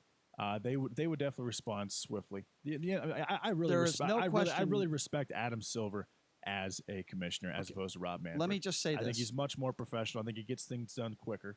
I think, JD, that there is no doubt players would be suspended. That's the Sure. point I'm trying to make. How long, I don't know. Players would be suspended. Or assuming that the player wasn't involved and it was someone from the team. I'm assuming that if players were also involved, and I'm telling you right now, they would punish the Boston Celtics. They would fine the Boston Celtics. They would, for a year, they would be suffering for this. My point being, the Houston Astros are not suffering from this anymore. Okay, the bottom line is, it might hurt some ticket sales. The Astros players, their careers haven't suffered from this. They're still getting paid. And the careers of players who have suffered from this, like a Mike Bolsinger, for example, right? Now they have to file a lawsuit, right, to say, no, you actually caused me all these damages. Yeah, it's just ridiculous. And then the team itself, it's worth almost 2.5 times what it was 4 years ago. This gets me so aggravated. I mean, it's crazy. It gets me so aggravated right now. I'm gonna pull a Pelosi right now. That's big time. I'm pulling a Nancy. I'm ripping up the story as we speak. I just pulled a Pelosi. That's how angry I am. But I won't pull a page from Donald Trump's playbook, and I won't make fun of her dentures. I would never do that. All right, we're going to take a quick break. When we come back, it's time for your favorite segment of the day, at least according to our producer, Jason Stein. It's time for some hate mail. Vegas Take hate mail time. When we take a quick break, we'll be back right after this. You're listening to the Vegas Take right here on the all-new 101.5 FM, 720 AM, KDAWN. Here is some great news. If you missed the deadline to sign up for health insurance, or if you sign up for a plan that you're just not happy with, you still have a choice. It's called MediShare. It's the affordable alternative to health insurance, and it's worked beautifully for 25 years. They have more than 400,000 members now around the country. MediShare is a Christian healthcare sharing ministry, and over the years, members have shared over $3 billion of each other's medical bills, so they could help share your needs too. And best of all, you could save a lot of money with MediShare. The typical savings for a family is about $500 a month. Your savings could be more or less, but think about what you could do with that extra money every month. You're not stuck with a high-cost health plan. You can join MediShare anytime, so call them today and check it out.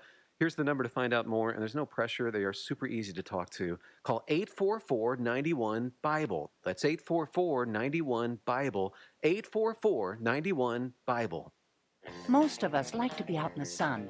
That's why sunscreen and other safety measures are key to protecting your skin from aging and cancer. The FDA recommends using a sunscreen with a sun protection factor, or SPF, of 15 or higher. Also, look for broad spectrum on the label. That means both harmful ultraviolet A and B rays are blocked. UVA rays age the skin, UVB rays burn, and both cause cancer. But the perfect sunscreen doesn't count if you use it wrong. Don't need sunscreen on a cloudy day? Wrong. 80% of UV rays still get through the haze. Only use sunscreen at the beach? Nope. Anytime you're outside, UV rays attack the skin, so you need protection.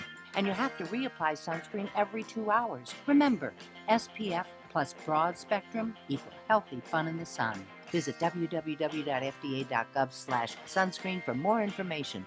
A message from the U.S. Food and Drug Administration.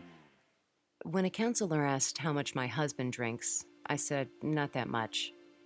I don't know why I said that. He always drank too much.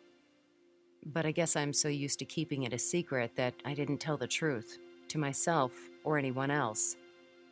My husband has drinks with friends after work.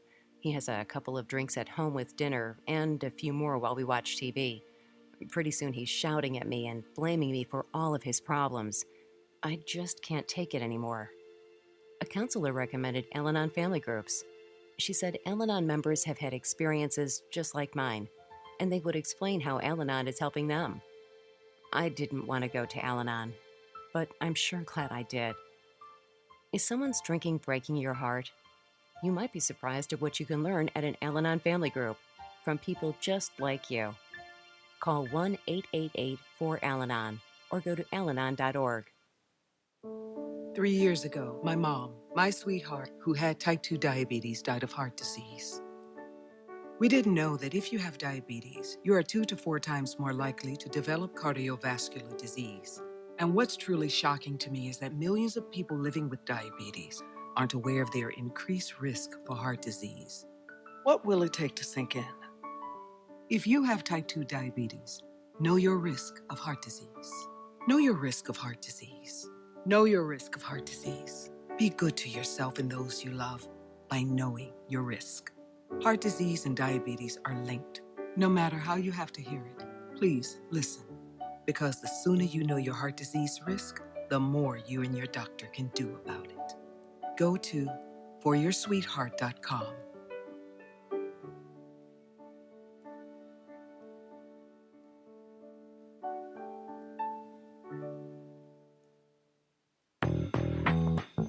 Mark Levin, weekdays 3 p.m. to 6 p.m.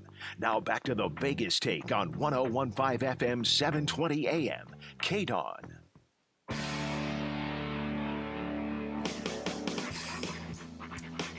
All right, welcome back. It is the Vegas Take. Sharp and Shapiro. By the way, tomorrow the Mountain West Conference men's tournament starts. We're working on getting Leon Rice, the head coach of Boise State basketball. They are going to be playing UNLV Thursday, right? Right, gentlemen? Thursday. If any, no one's paying attention to me. Thursday. Yeah, the game is Thursday, Brian. Just double checking. Yeah, I think it's Thursday. Is it an afternoon game? I thought it was. I could be wrong. I You guys have no idea. On you the guys schedule. have no clue. Probably 4 o'clock. You guys are clueless. My guess is 4 PST. No, it's not true because there's no game at 4 o'clock. Okay, and it's 6 o'clock. Then. Good guess, though. Good guess. Anyway, there are 3 men's games tomorrow. There's 4 games, the quarterfinal games on Thursday. So we're going to preview that preview the Mountain West Conference tournament, and the West Coast Conference tournament starts on Thursday. So, man, there's a lot of awesome stuff happening in Vegas. Let's watch the Zags and BYU and St. Mary's. I love that tournament. But now, let's get down to business, folks. It is time for hate mail. Jason Stein, take her away. A lot of people early on were commenting on how shiny and distracting your bald head was. But those comments got cut off, and so my apologies. So it's all right. I got plenty of others. As long as there are women that were looking at my head and not men, that's all I care about. I Go got ahead, Stein. plenty of others, including from this guy or girl, Wadate, who really is clogging up our comment section on YouTube. Probably sent hundreds of messages today, so they're probably watching in real time. That seems very stable and normal. Yeah, it seems so. I would say this: you have some good comments, Wadate, but back off just a little bit because it's a lot to go through. Yeah, and I got to find the gems. So anyway, like this one, when we were talking to congressional candidate Jim Marchant, Brian always turns the conversations to gay stuff. Why doesn't he just come out of the closet? You should change the name of the show to the Vegas Gay. Well, that's not homophobic at all. That sounds to me like somebody that clearly is not comfortable in their own shoes and probably should come out of the closet themselves. There's nothing wrong with being gay. What's this person's name again? Wadate? Wadate? Yeah, they've written hundreds of comments. Wadate, I'll tell you what, I like you, Every buddy. 2 seconds. Next time you call into the show, we will give you free tickets to Chippendales. So, okay, go ahead, Stein. Wait, there's more on that, by the way. Wadate just says, Brian, I don't fault you for being gay. I just fault you for trying to hide it. Wow, this guy really is interested in my sexuality. I find that to be very interesting. He seems to think that you're homosexual. I mean, that's... We were talking a lot about gay issues with Jim Marchant. You do like to bring up the gay thing It did come up a lot. on a pretty consistent basis. Particularly with Republicans, because they're so anti-gay. But yet they preach the Bible all the time. And that's a good segue to our next comment. And I believe that Wadate is from the movie Pootie Tang, if I'm not mistaken. Really? So interesting there. That older movie Wadate. See, that's why you're here, for the pop culture. You have a good pop culture I think you're wrong on that. I think Wadate is from the music video YMCA by the Village People. All right, go ahead, Stein. A lot of people kind of, this isn't really hate mail, but a lot of people, when we were doing that interview with Marchant, they want to know why we were talking about gay issues and abortion and social issues like that. Mike Hyperbole writes, how can a rep from the 4th District have anything to do with the U.S. military and national policy? Say that again? This person just basically wants to know why you're asking the congressman questions about national policy. The reason why I ask questions about national policy is to try to get to know the candidate. And we also asked him questions about, by the way, just because abortion is a national policy, guess what? It's run state by state, okay? Gun policies, you can change gun laws in the state of Nevada. It doesn't have to be national. So while you might say that gay marriage, gun control, and abortion are national subjects. You're wrong. A lot of these subjects are state by state. They govern it state by state. So it is a completely idiotic statement that this person made. No, I would say those are all fair game. The guy wants to represent Nevada in the United States Congress. Absolutely. And these issues come up on the federal level. So to all those people that were wondering why we weren't talking about roads and people going to Costco, that's why. So anyway, all right, moving on. Nerman, has the government ran a DNA test on Brian because he looks like an alien that escaped from Area 51? Let me tell you something. If I was an alien, he'd be the first person that I would probe. Let me be very clear on that. Okay. Yeah. Wadate also took a shot at me. Remember when we asked Jim Marchant where the donuts were? Yeah. Because sometimes our guests bring donuts in, like Sam Peters brought in a box of donuts. So producer is looking for a handout. He must be a Democrat. Don't we all like a good donut? That's a funny comment. I do enjoy it. I have a good free donut. Usually 3 to 4 free donuts. Let me be very. I have no retort for that comment. About 2 hours. That was a very funny comment. That was kind of funny. Yes, that was very playful and funny. I appreciate that. All right. One of our regulars here, Drunken Moreno. I don't know why this person always writes about this love life that she supposedly has with you, Brian. But Drunken Moreno writes, I had a very passionate, very sexual relationship with Brian for 7.5 years. We shared some good and equally bad times together. Most of my relationships don't even last. Most of my relationships don't even last 7.5 minutes. So that's clearly a lie. JD, you're like me. You kind of have that conspiratorial mindset. Right? 7.5 years. That sounds almost like that's believable, right? Like there might be something to this. It could happen. Yeah, right. It could have happened. Why would you make up 7.5 years? 13 to 20 and a half. Yeah. From 7th grade to junior year of college. B-Dub, whoever that is, writes, Brady, caller Brady, is at least 50 points smarter than Brian on the IQ scale. Oh, really? Well, let's check those SAT scores and those grades, and let's compare educational backgrounds. And, I'll gladly have an IQ test with Brady any day of the week. Go ahead, Stein. Go ahead. Pat Spad. Again, instead of talking about politics, we should talk about the craziness in Vegas. With coronavirus, the store shelves are empty all over town. Well, we are going to talk about that. And we have talked about but coronavirus. Why would we talk about that with Jim Marchant? Hey, dope. Why am I... by the way... You're running for Congress. What are you going to do about the run on water and sanitizer? I talked about coronavirus with him, number one. I did bring it up. That's true, too. You did. Number two, we talked about the coronavirus the last few weeks. So, hey, dope, why don't you listen to the show on a regular basis, and then you would know that we have talked about coronavirus, and we continue to cover it. And put on that mask when you go play Pie Gal. Go ahead, Stein. Sam Henry, this guy, meaning Brian, talked about Kobe almost as much as he talked about gay people. I don't even know where to go with that statement. That's just bizarre. That's just weird. Picking up on a theme here. Wait, what a shocker. Hold on. I mean, we have definitely covered a lot of Kobe Bryant the last 3 to 4 weeks. What a shocker. Somebody on the right, somebody on the evangelical right, doesn't want to talk about an African-American icon and doesn't want to talk... Hold on, I'm not done yet! Stop! Sorry, I got a little carried away. Somebody on the evangelical right... that's my blood sugar. I need lunch. Somebody on the evangelical nutjob right doesn't want to talk about an African-American icon and doesn't want to talk about homosexuality. Well, do you know this person's on the evangelical? What a shocker. I don't think I don't think it's a matter of not wanting to talk about it. What a shocker. He just feels that we talk about it probably a little too much. Yeah, I know. Because along with the homosexual Because that's what Bible thumpers want to talk about. They want to talk about gay people and African-Americans. You're taking it to the next level and assuming that he doesn't want us to talk about it at all. Yeah, I'm making that assumption. You're damn right I'm making that assumption. Yes, I am. Sam Henry also had one for you, JD. Okay, what's up, Sam? JD just smoked some weed and has to wear shades to hide his bloodshot eyes. That's actually a very good read. I like that. Not true. Not factual. So why are you wearing sunglasses today, then? Tell the listening audience and the viewers. They deserve to know. I wore them because it's kind of nice outside today, so I wore them on the way in. I wore them on my drive up, and I didn't really take them off. And I don't know if I believe you. I swear I sat down. And the lights were very bright. I just felt like keeping them on. I'm concerned about you. But I did not keep them on for Jim Marchant. Though. What I took them off for that particular. What is this I hear that you're playing bingo 7 nights a week now? Are you crazy? You know what? What is going on So here? what's going on is my wife is a big bingo fan. And she's not 80 years old. A lot of hot chicks there, right? She is not 80. We live near Red Rock, and so we go play. we go play. So then it's a problem. So my wife hit. She hit. There's this thing called the cash ball. Yes. There's something called cash ball. Yes, I know. And she hit this about 3 weeks ago. There's something called the lottery, too. Yeah, well, whatever. Anyways, so now the cash ball, she hit it for $5,000. Now the cash ball is $42,000. And so now my wife is convinced that we're probably going to hit the cash ball again. Yeah, she's trying to convince me, by the way. She sends me a message today saying, meet us at 6 p.m. at Red Rock. That's fine. So I can hang out with all those senior citizens and their Buddhas in front of them. I got to tell you. Dabble. Wow, bingo. Wow, that sounds fun. Bingo is not. Is it dabble or daub? Jesus Christ. It's daubing. It's daubing sign, yeah. And I'm actually getting very good at it. And it is kind of therapeutic doing the whole daubing thing. But I'm excited for the cash ball. It is, yeah. I'm excited for the cash ball to hit so I can stop going to this goddamn bingo room. It's like hanging out with Joe Biden and Donald Trump. They're all old and God, they can't. Quiet. I can't hear the numbers. All right, we got to go. We got to take a break. We got to take a 21-hour break. We'll see you bright and early tomorrow morning, folks. Have a great day. Hannity is coming up next. 069. Home for Sean Hannity, KDWN Las Vegas, KKLZ HD2 Las Vegas, a Beasley Media Group station. Tornadoes.